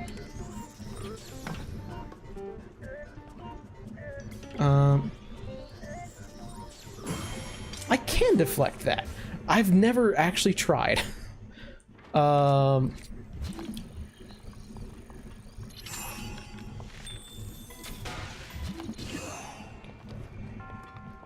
I never have tried that before. Oh no, is this motion control? Okay, good, no. There's one particular shrine that I despise with a burning passion that's motion controlled. It is really annoying.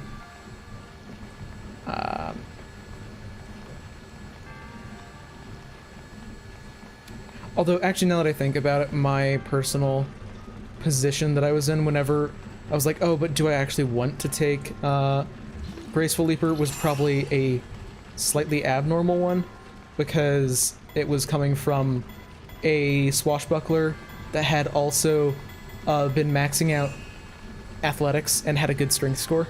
So it was like, well, do I want to take Graceful Leaper when it would effectively be a +1? Because I think by that point my athletics was 1 worse than my acrobatics. And actually, if we're going to be talking about crazy things with the acrobat dedication, Tumbling Opportunist, or yeah, I think it's Tumbling Opportunist, is the level 10 feat from the acrobat archetype, which is, as a free action, whenever you tumble through someone, make an acrobatics check to trip them rather than an athletics. That is so good on a gymnast swashbuckler. Just tumble through, get into panache, then trip them using acrobatics with a +1 bonus from being in panache. And if you can, grab the Daring Do feat at level 10, so then you roll twice and take the better on your acrobatics check to trip. Oh. Crazy.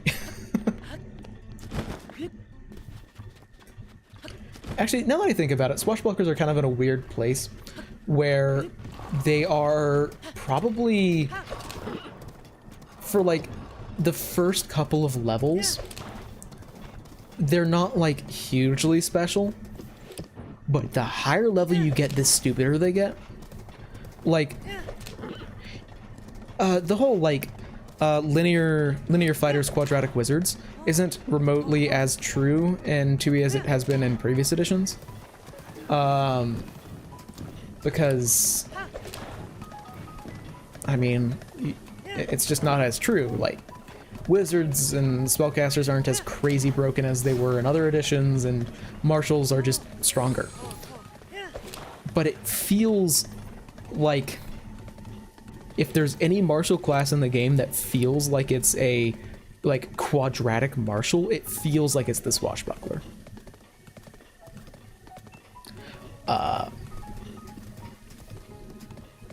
Yeah, the martial archetype is just so sick.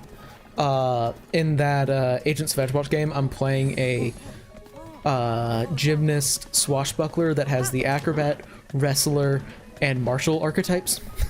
Because we're level 20, you can fit in a bunch of archetype feats in that. Topple Foe is so sick. And everything about the wrestler I love. Yeah, let's just not even worry about taking the horse from here. Won't be able to take him further anyway, or much further anyway. Yeah, but swashbucklers, I feel, might seem a little bit underwhelming if you play one through like levels 1 to 6. But past that point, or at least at level 8, they start feeling crazy, and then from level 10 and onwards, they can feel really dumb. Because level 8 Bleeding Finisher is stupid, and I love it. Like, oh yeah, I do have the ability to hit you at level 9 and give you, like, I think level 9 is 4d6 persistent bleed?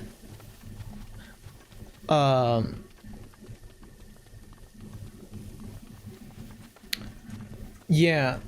Yeah, going after fort DC is pretty rough, but, like, there are going to be a fair amount of enemies have a worse fort than they do reflex. Like, a surprising amount. You just have to... I feel like I have gotten much, much more, like, aware of what I expect enemy save DCs to be since I've started playing a swashbuckler.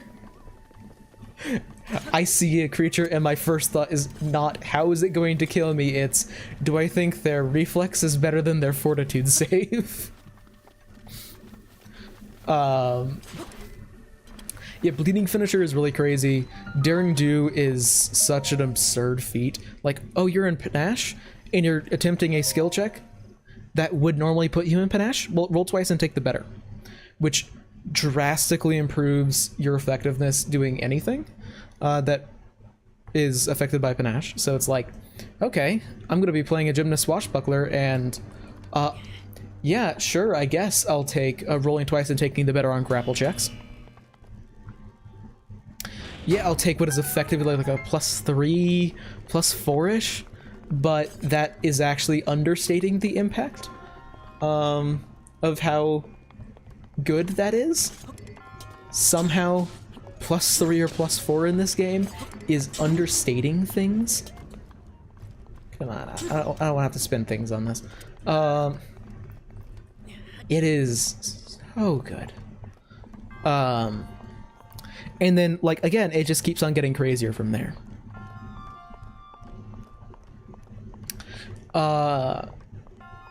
Like, oh, Perfect Finisher, which I think is level 14. Roll twice and take the better on a finisher attack. Or, Charmed Life is legitimately, I think, one of the strongest defensive reactions in the game. Or rather, no. It is very good. It is a very good defensive reaction early on. Level 2, just as a reaction once around, you get a +2 bonus on your save. Easy. But God help everything in the game if you get to level 18. And you can grab the... if you can get to level 18, Oh, I just remembered. I need to take a picture of these for a future shrine quest.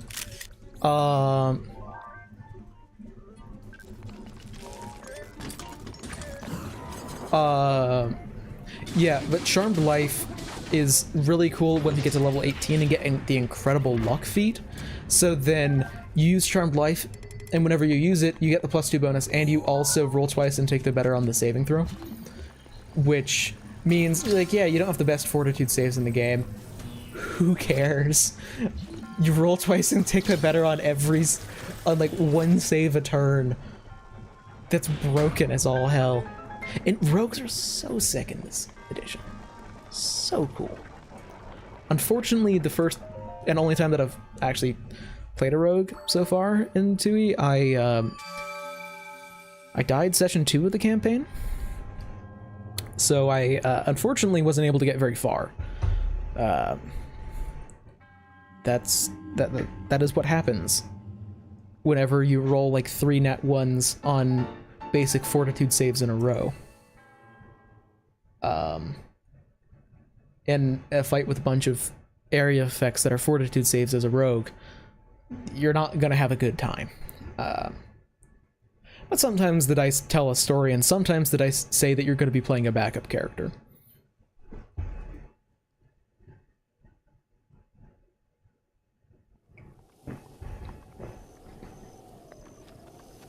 Yeah, like, I have gotten, like... now that I think about it, in 2 of the games that I'm in, I am known as, like, the unlucky guy. The one who rolls bad. And then in the other game I'm in, I am playing that swashbuckler who has been rolling twice and taking the better on so many things for so long now that I think I'm known as the lucky one. Because I have a fortune effect on, like, 80% of my rolls, so that's not exactly fair. I made my own luck, but there we go. I was having trouble with that for some reason. Oh, I should... Is this enough? That is enough, okay.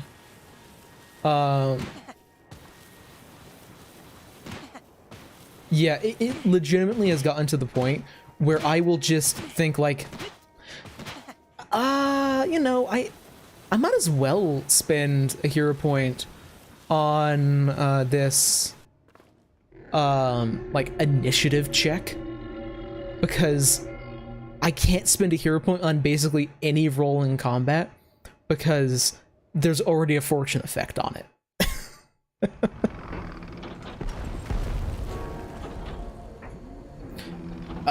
But I'm the unlucky guy in like every other campaign, so I just laugh whenever I have bad luck now because I've conditioned myself to think that me having bad luck is funny, which it is.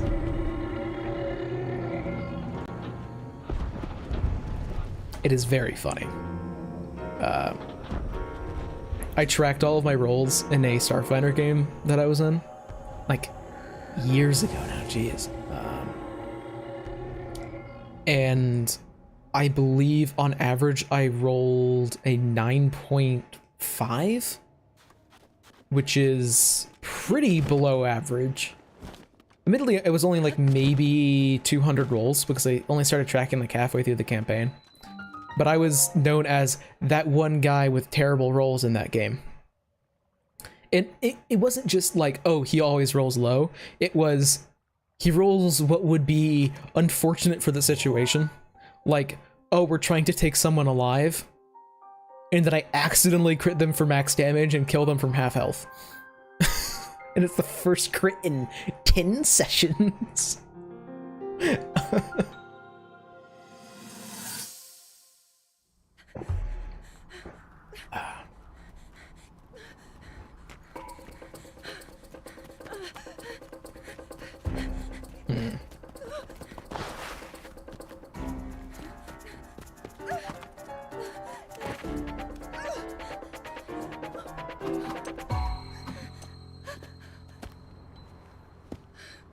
You know, I really wonder, like, what kind of diet are the Yika foot soldiers on? Because damn, they're thin. Like, they're gangly. Either that or those are some really tight compression, like, shirts that are, like, compressing them in a ridiculous amount.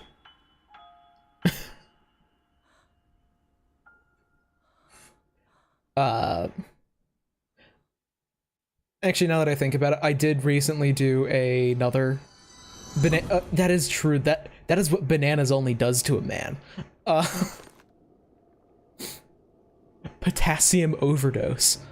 I think I need to go to Gerudo City, talk to a guy, then come back, and then I can get the Gerudo outfit. I think I need... Yes, I'm definitely a merchant. Yeah, I think... Yeah.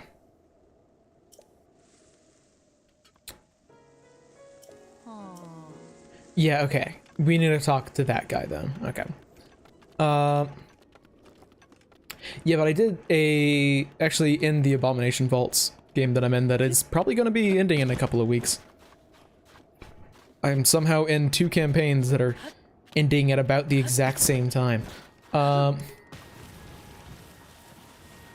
Okay, come on. There's a little Zathos that is probably trying to kill me right now. But I can't hear anything from the game. But in that game, I made some jokes about how I was unlucky, partially because my character died in session 2. And then for my backup character that came in, I started tracking all of their d20 rolls. Well, no, sorry. I started tracking my d20 rolls on my second backup character after my first backup character died. They lasted about like 4 sessions, so that lasted a lot longer than my first character. So then I started tracking my rolls, and I tracked like, I think it was like 400-ish.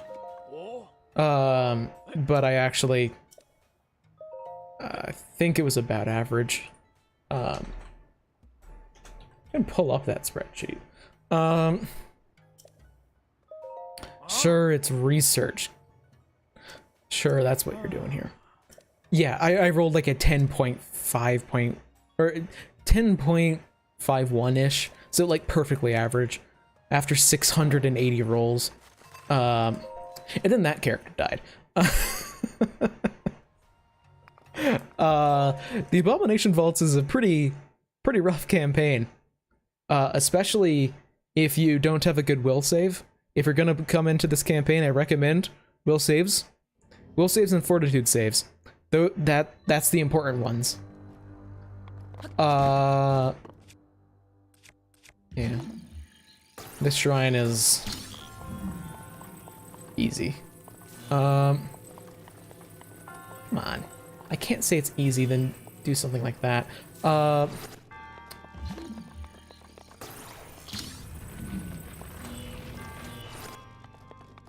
I really wish it didn't, like, pause to show you, oh, this door has opened.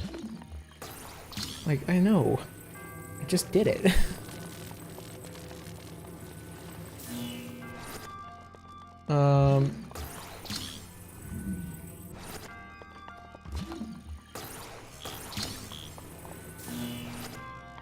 I think there is a Thunderblade in this chest, if I'm remembering correctly. Oh,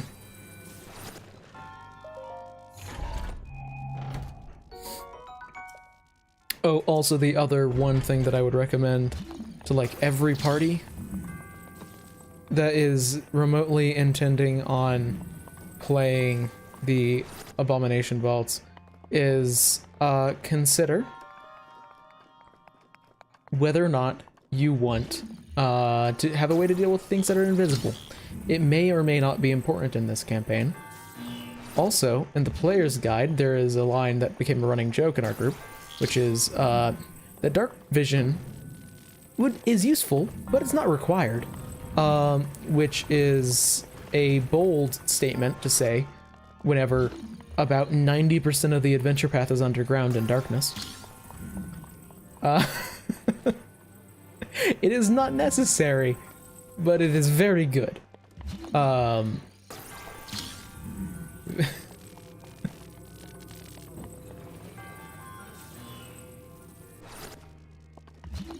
on.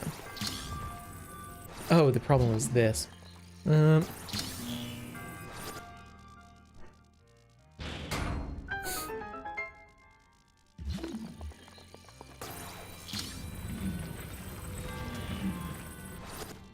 on.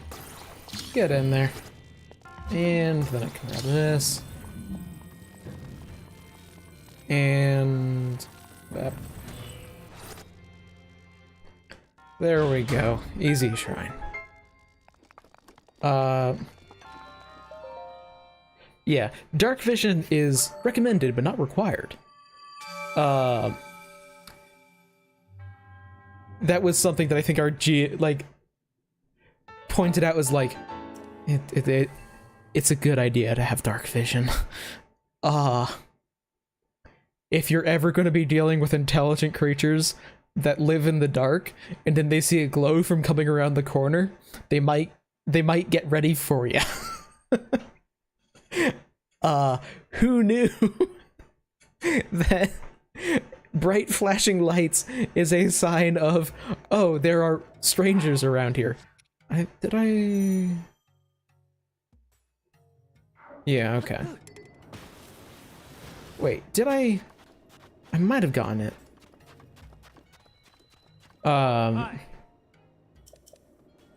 Yeah, originally, the original party, I believe, everyone but one person had dark vision. Because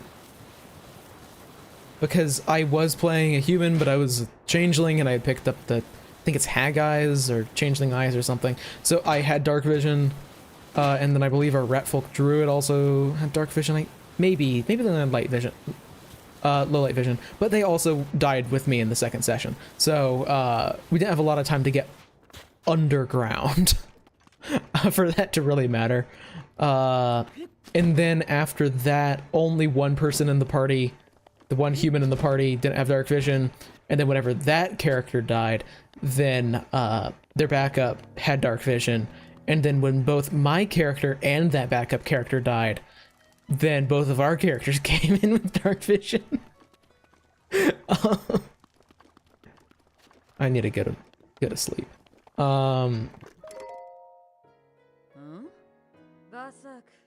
Yes, Goggles of Night are very good. I have Goggles of Night on my my level 20 Swashbuckler. They're always on, because I can only use them once a day, so they're just on. He's already a weird guy. Oh, I guess I should ask. Seen a sneaky guy. Hylian Vi on the roof. Got it. Now I need to... Can you not rent beds here? I could rent beds here. Oh, it's probably talking to her. Yeah, let's take the regular. I don't have a huge amount of money. Okay, this is just another kind of gripe that I have with Tui. So, how is it that dwarves have a level 5 ancestry?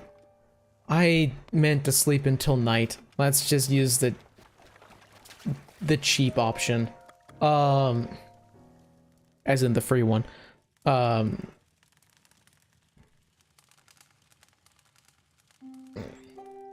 Yeah, it'd be nice if, like, you were playing a dwarf Azamar, if you got something, because dwarves already have dark vision, so affecting their vision does nothing.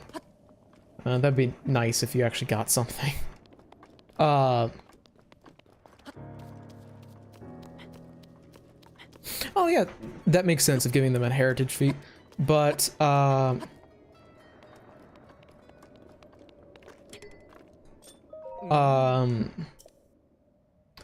what was I gonna say? Oh yeah, it doesn't make sense to me that dwarves have a level 5 ancestry feat that how much does this cost again? Oh, I actually have enough, thank God. Yeah, so there's a level 5 dwarf feat that gives greater dark vision, which is it's very nice. Whenever like greater darkness comes up, it's really annoying to deal with, and having the ability to see through it is really nice. But tell me,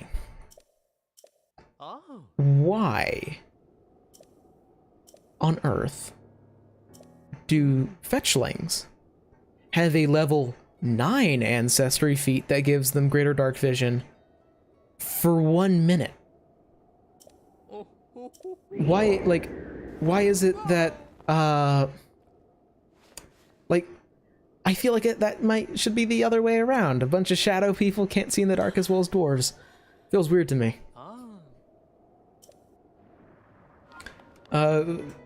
That's just a small gripe I have, because it just doesn't make sense. Also, yeah, it's nighttime, so Frostblade I think I should be, or Fireblade I should be good. Part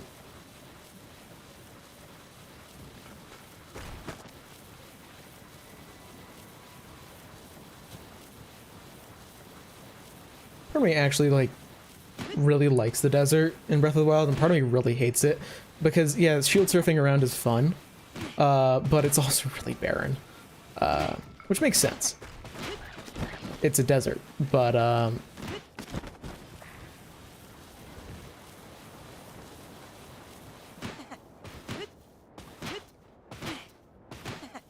yeah, it just doesn't make sense. No, sorry. It makes sense that dwarves have a way to get dark vision because they are an ancestry that originally comes from the Darklands. So it makes sense that they have it. But why don't the fetchlings? Like, why is it level 9 for them? Why is it only limited duration? Also, I think she wants some quartz. Not quartz, flint. I don't have much of it, but I don't think I have 10. But the accessories are pretty nice. I just wish that you could wear the accessories in addition to the Gerudo stuff. Or just in addition to your other armor. I think I need 10. How much do I have? 1. Okay. Let's buy some arrows. If I can remember where the arrows are.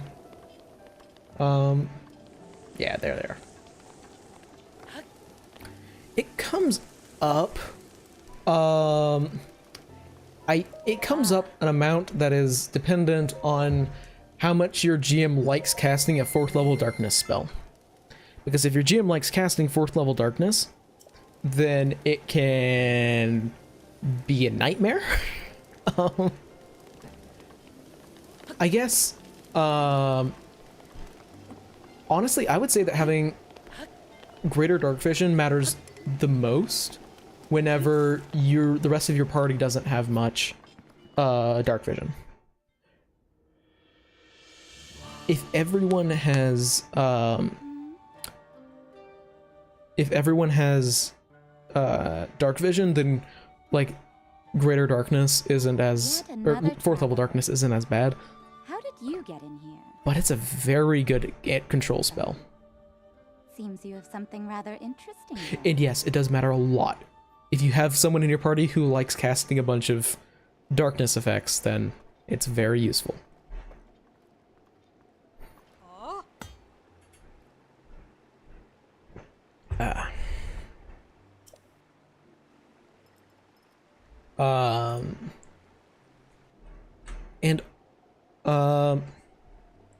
I might also be viewing it as maybe a little bit better than it actually is, because I've had a pretty rough fight with an Anko.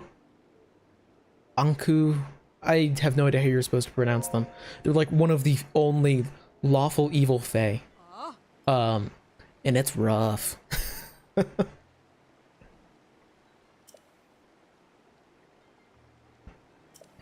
Of course, it isn't as... Okay.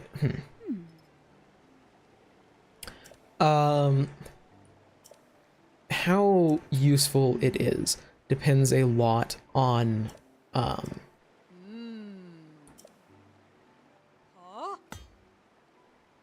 Okay, so I just want to point out one thing here, which is the Boliara says, I don't remember hearing about a Hylian Vi among the champions.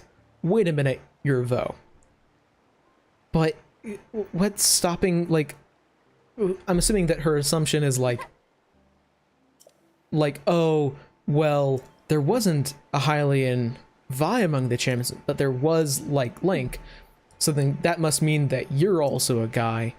When, like, yeah, Link could have had, like a granddaughter or something. But, yeah. Uncos are rough fights. But the higher level you get, the less darkness is actually bad. Well, the thing about light in this instance, which is what I was about to bring up, is that, like, whenever a darkness effect appears, like,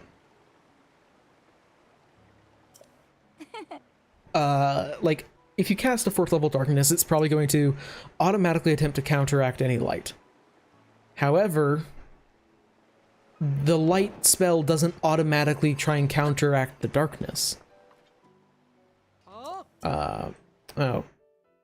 Hey, I just stepped on the staircase. But yeah, let's go and start the Thunderhelm quest. Or, I guess, really continue the Thunderhelm quest. Also, I'm convinced that Link must be, like, a fucking cryptid. Because I just walked out of there, then climbed up over a couple of walls. Because that is clearly the most efficient route. It's not remotely. So, it depends a little bit on how GMs interpret how darkness should be working. If you have a light spell cast and then you automatically try and counteract the darkness, then it isn't nearly as, like, potent of an effect. Because most people are just going to be casting 4th level darkness. And then, like, once you are casting, like, a 5th level light spell, it's not that big of a deal. But if they actually have to spend 2 actions on their turn to recast light to counteract the darkness, then it's a lot better.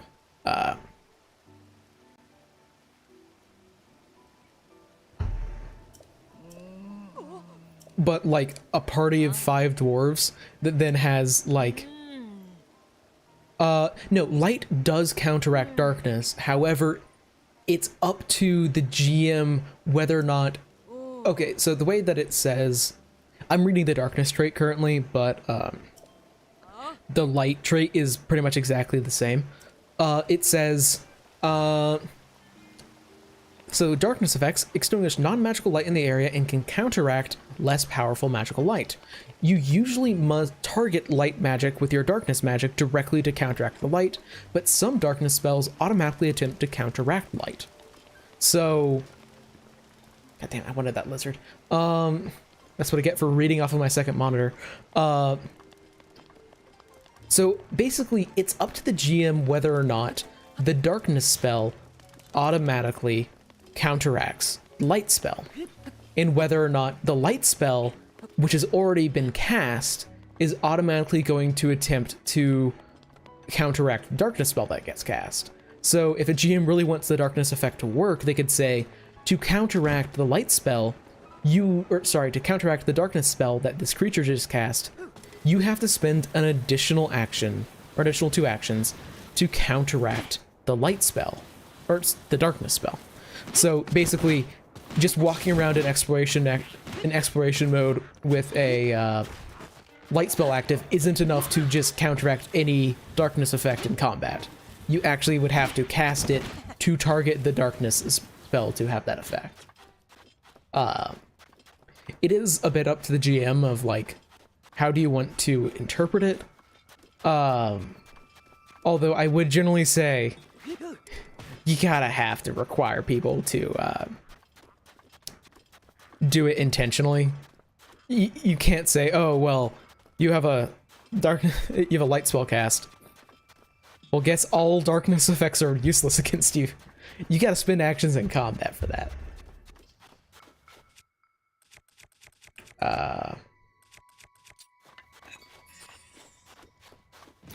Come over here, cuties, before I freeze to death. Okay. I'm pretty much convinced that,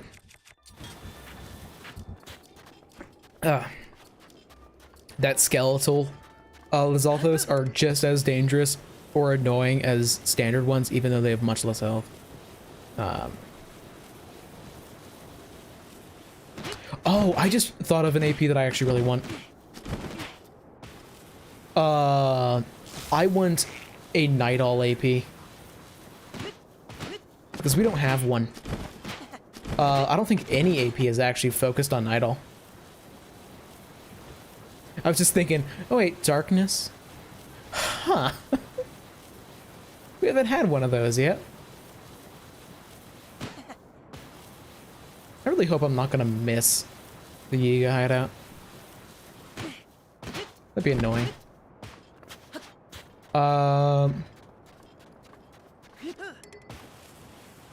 Yes, I know my Shield to the Mind's Eye is badly damaged. It literally can't take damage where I'm currently at. Wait a minute. Did I accidentally... I didn't mean to go to this shrine. I mean, I won't complain. It's gonna turn off the dang sandstorm, but... Yes, Night Owl Shadowplane AP with Night Owl... Like, probably a cult or... No, it's not a cult of Zonkathon and Night Owl. It's just the church of Zonkathon. It's not illegal. But like a, oh,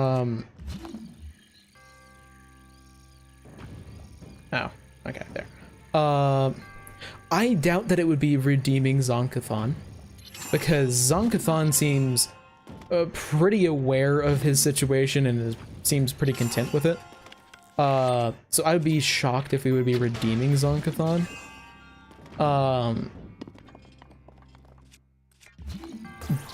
But a AP that focuses on like the relationship between Zonkathon and Shalin would be sick.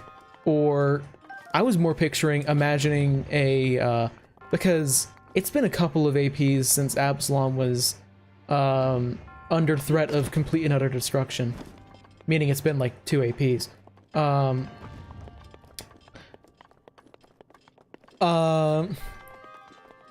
But imagine a Night Owl Shadowplane AP where you are connecting, or rather, you're trying to foil a plot within Night Owl to manipulate Shadow Absalom somehow to affect actual Absalom. Wouldn't that be sick?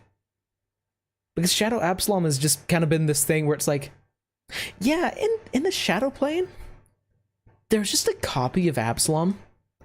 Don't question it. So focusing on that would be really cool. Now let's see how far off. Okay, so it's to the left. Oh, there's a sand seal here. Won't turn it down, I guess. Also, like, you could really have some fun stuff with that campaign or that AP because also, I'm gonna have to... I apologize here, everybody.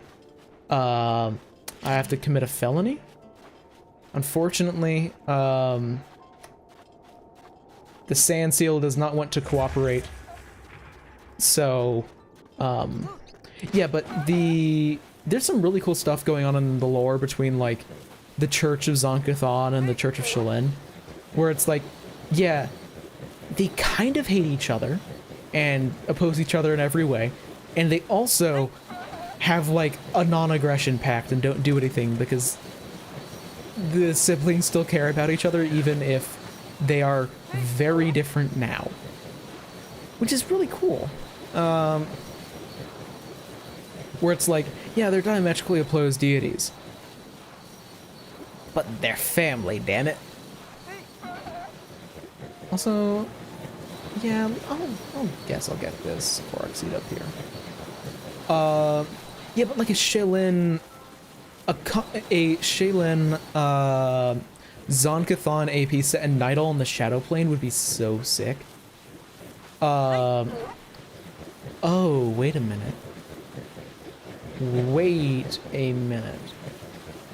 So, in the upcoming Treasure Vault Adventure Path, they are publishing official rules and stat blocks for Shalin's glaive. I'm forgetting its name. It's not the Reaper of Souls. It's something fairly edgy because she stole it from Zonkathon. But they're publishing actual rules for it, which would be a really cool kind of hint at leading up to an AP focused on Shalin and Zonkathon. And like the main reason, I guess, why I'm not expecting a Zonkathon redemption ever is because it's pretty ambiguous, like many things in Pathfinder, because Paizo wants people to be able to homebrew stories to be whatever they want. But it seemed like the situation with Zonkathon was he went out into the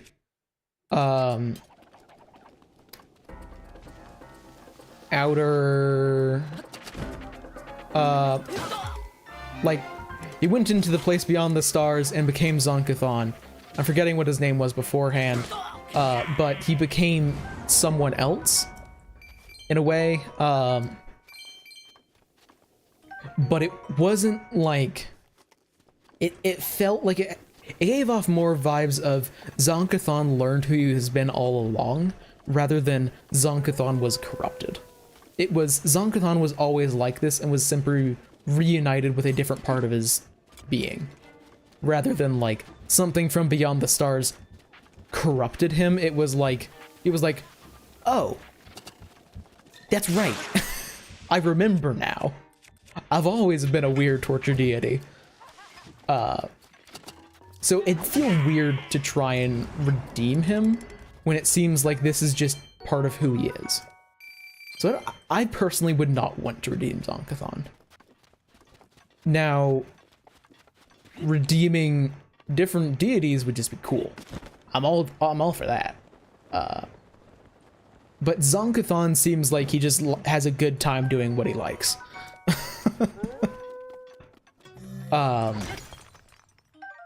Plus, can you imagine how much spiky art we would get from like a Nidal AP?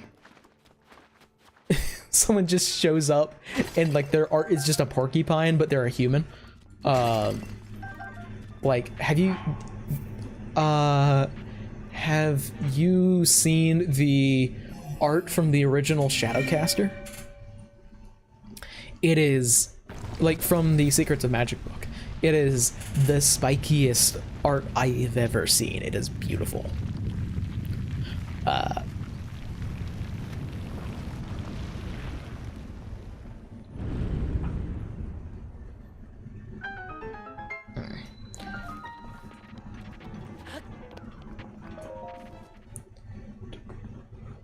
Okay. I'm forgetting what shrine this one is. This might be one of the longer ones, maybe? If it's the one I'm thinking it is. Let's see. Oh, no, this one's easy. So, yeah. This one is very easy.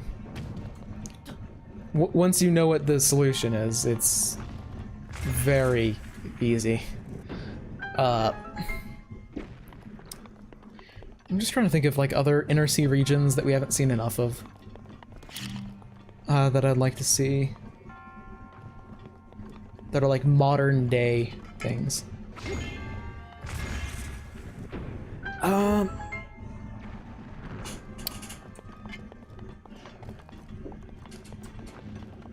I'm running around in circles. Let's see. What would I like?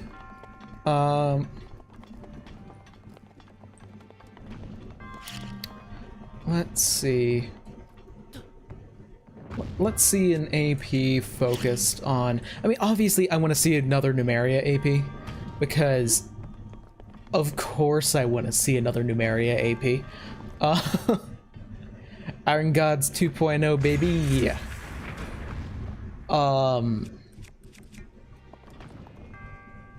Okay, now let's actually watch this. Okay, sweet. Didn't mess that up.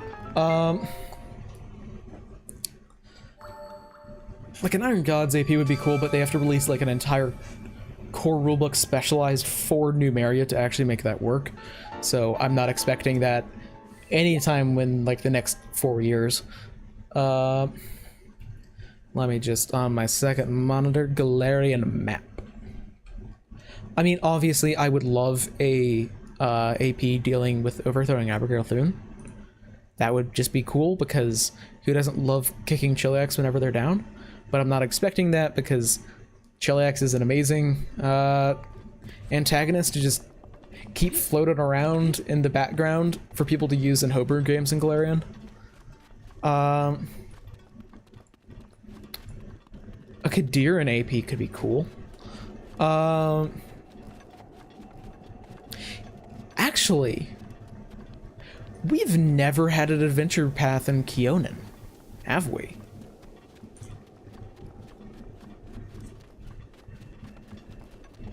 That's shocking, actually. Well, maybe there's been like visits to Keonan that I just don't know of because I haven't played every AP. I know. How dare I not have played every AP?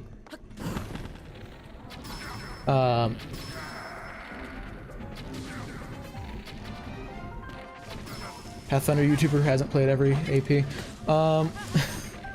I've just played or listened to people play like 6.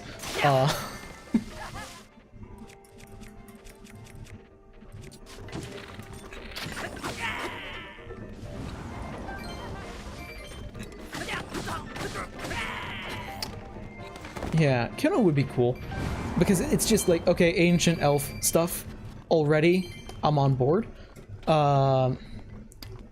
Ancient elf stuff is cool. And yeah, let's slowly working up on my banana stockpile. Probably gonna end this section with like 12.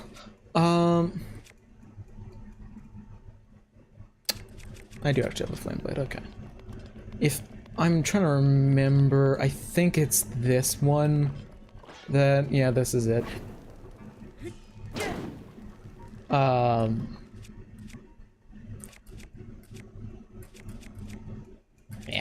I'll just use this. It's not like I'm actually gonna be doing much fighting here. This is just sneaky time.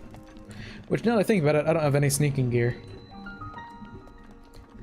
I think this is Teak?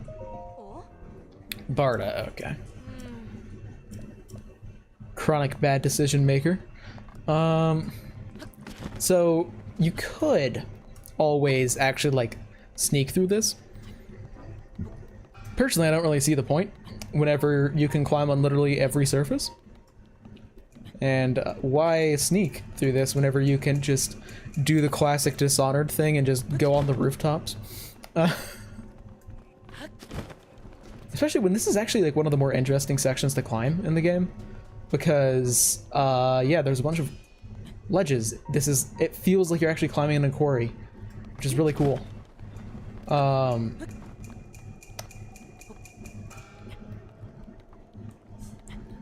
Let's see.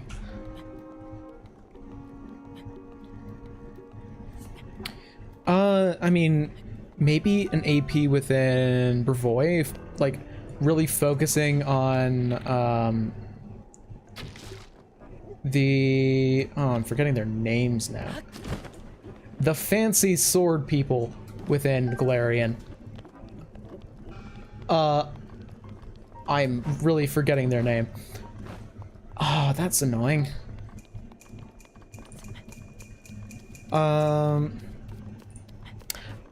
Aldori, like, focusing on that whole, like, Aldori culture for an AP would be interesting.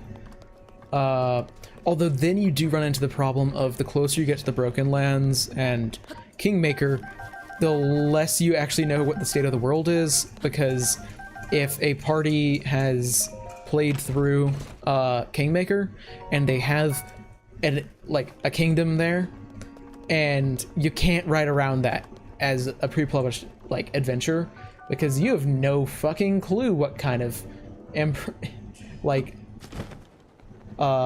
oh, I'm dead.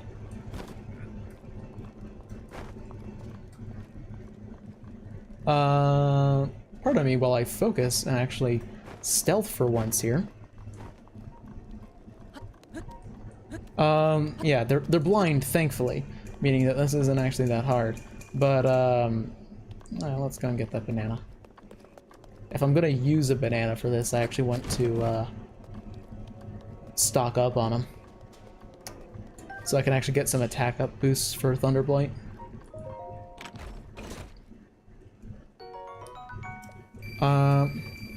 Honestly, every single time I open up a chest in this place, I expect it to have a banana. And I'm disappointed whenever it doesn't have one.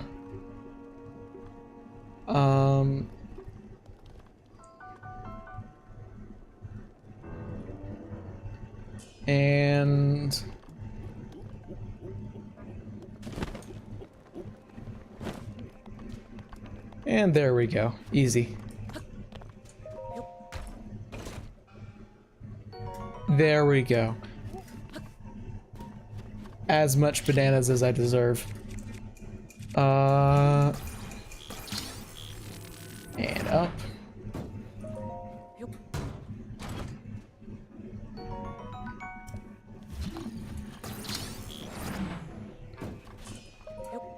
Also, like a proper Land of the Linorm Kings AP could be interesting. Like not Realm of the Mammoth Lords, but like actual proper Land of the Linorm Kings. Because, I don't know, Linorms are cool creatures. And having a big focus on them could be cool. Effectively, what I'm trying to say is, any region of Golarion, if there is an adventure path that focuses on them, cool.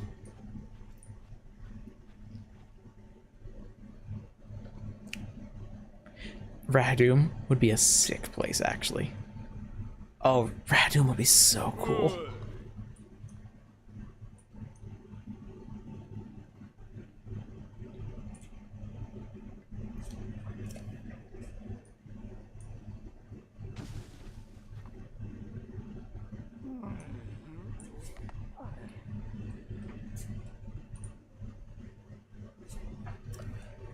Now for one of the only actual kind of sort of boss fights in the game that is incredibly easy. And okay.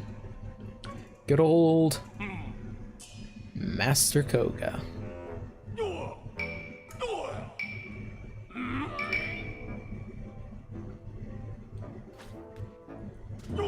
It feels like this one introduction got more budget than the entirety of the Rito quest line. Oh yeah. That's... I forgot that I have to shoot him.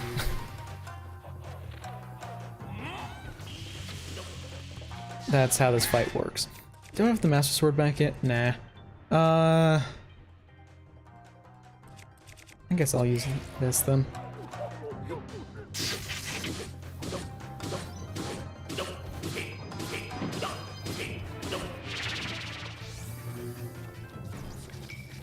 And bam. So here we go.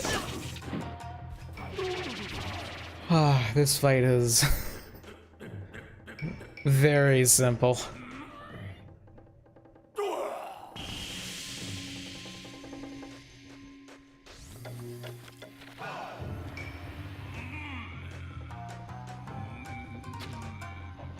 Especially, well, actually, I might be running into a slight problem in this fight of missing with my arrow shots and running out of arrows. That would be embarrassing after how much I've talked about how easy it is. Okay. Just shoot for center mass. Don't bother trying to go for a headshots.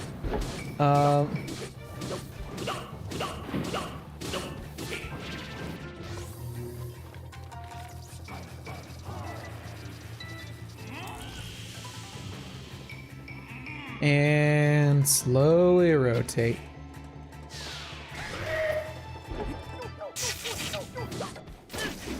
And stage 3, I think, is Magnesis.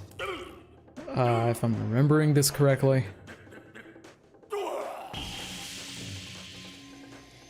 It's just bop him on the head. For very large amounts of damage, and then I think he does it just again. Because clearly he does not learn from his mistakes.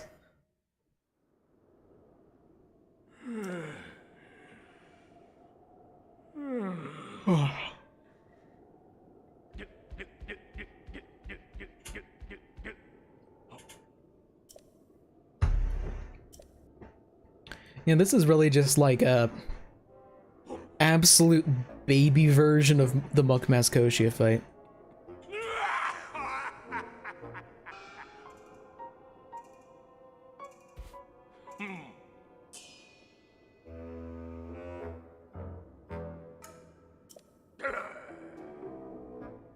Okay.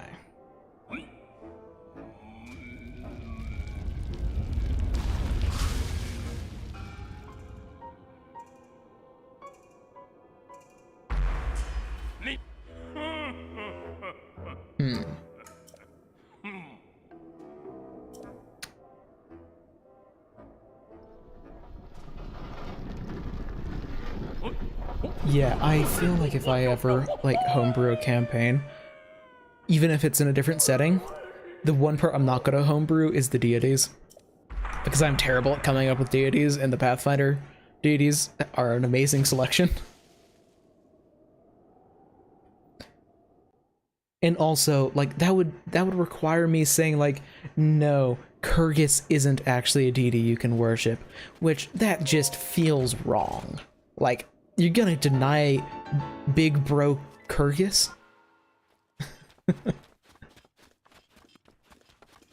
Yeah, I'm just not good at coming up with homebrew stuff.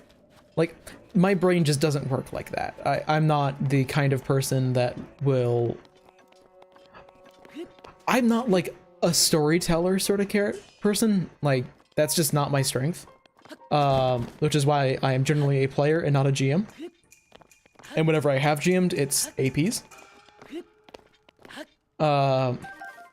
Because one, just not having to prep a bunch of stuff, then have everyone in the party ignore it, or go in the exact opposite direction that you're expecting is nice.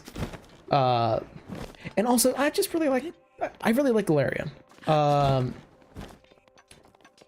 Because Golarion, like, I love a lot of fantasy settings, but I feel like Golarion is the only one that I actually would want to GM for. There may be a couple of other ones, but they don't necessarily fit for, like, classic D&D. Or Dungeons and Dragons style media. Because Pathfinder isn't that, but it's the same genre of fantasy. And I think the reason why I wouldn't want that, like, why basically I would only want to, like, play a Pathfinder game in Golarion, or no, the reason why I would want to GM in Golarion is because it's a very interesting setting that Paizo's basically given us the keys to the castle and said, hey, yeah, just go and fuck shit up, man. Just go for it, my dudes. Where if I were to say, like, play a Pathfinder game in Lord of the Rings, I'd be worried about what's canon. Like, oh, but I don't want to ruin the Lord of the Rings canon, would I? I'm trying so hard to shield surf. Okay. We're in Golarion, I'm like, yeah, let's come up with a bunch of random bullshit. And, like, I don't know. There's so much little stuff. Yeah, I probably one of my favorite things about Golarion is that everything is fucked up, and yet it still somehow feels like not everything is lost. Like, it feels like there's still hope in a setting that really feels like there shouldn't be hope left.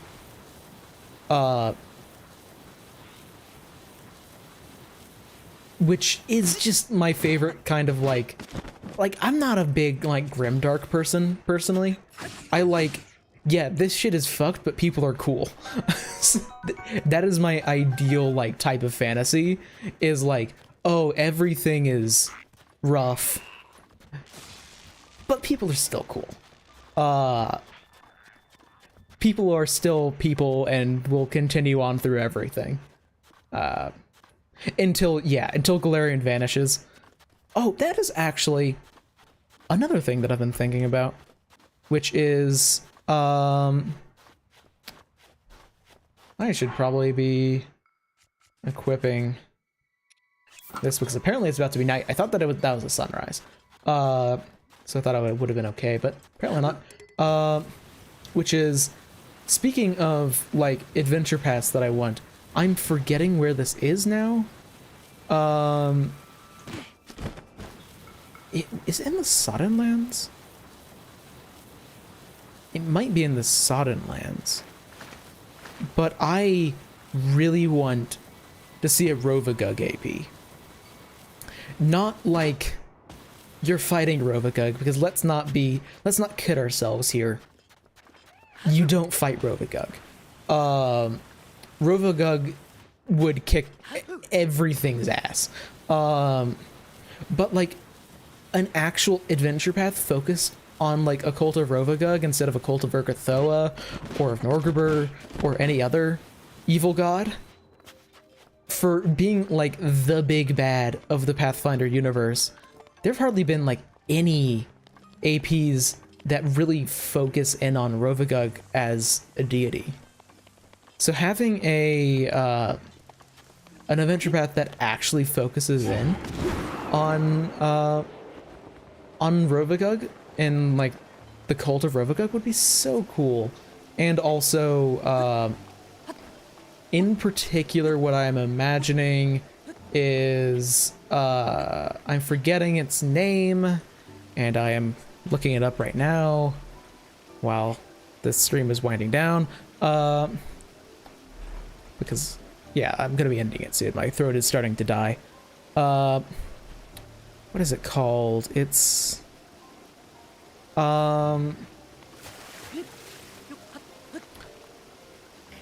it's, where is it? So Rovagug is,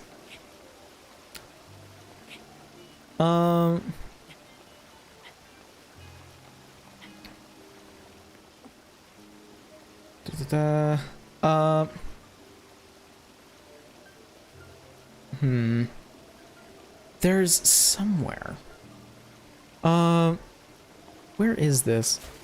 There's, oh God. There's one point in Garund where, I think it was, oh God. There was a point in, where I believe Serenray basically smote a city off of Galarion's surface because they were worshipping Rovagug, which almost freed Rovagug by cutting the planet in half or something. Which I'm forgetting its name because it's such a cool idea. But I'm forgetting, and I'm trying to frantically look through the Pathfinder wiki for it. Where is this?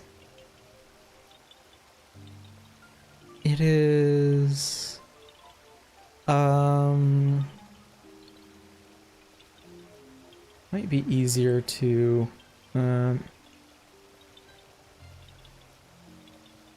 Da, da, da, da.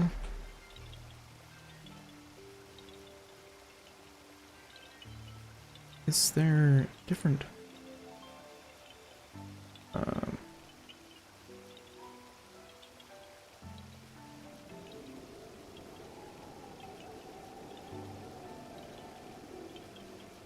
Da, da, da. Gormaz? Is it Gormaz?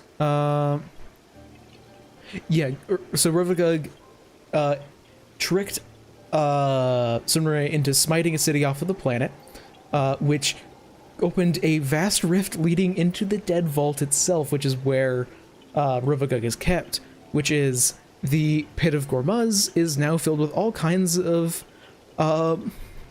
monsters, and has spawns of Rovagug in it. Give us an adventure path where we go into the Pit of Gormaz. That would be so sick. And now where the heck is Gormaz?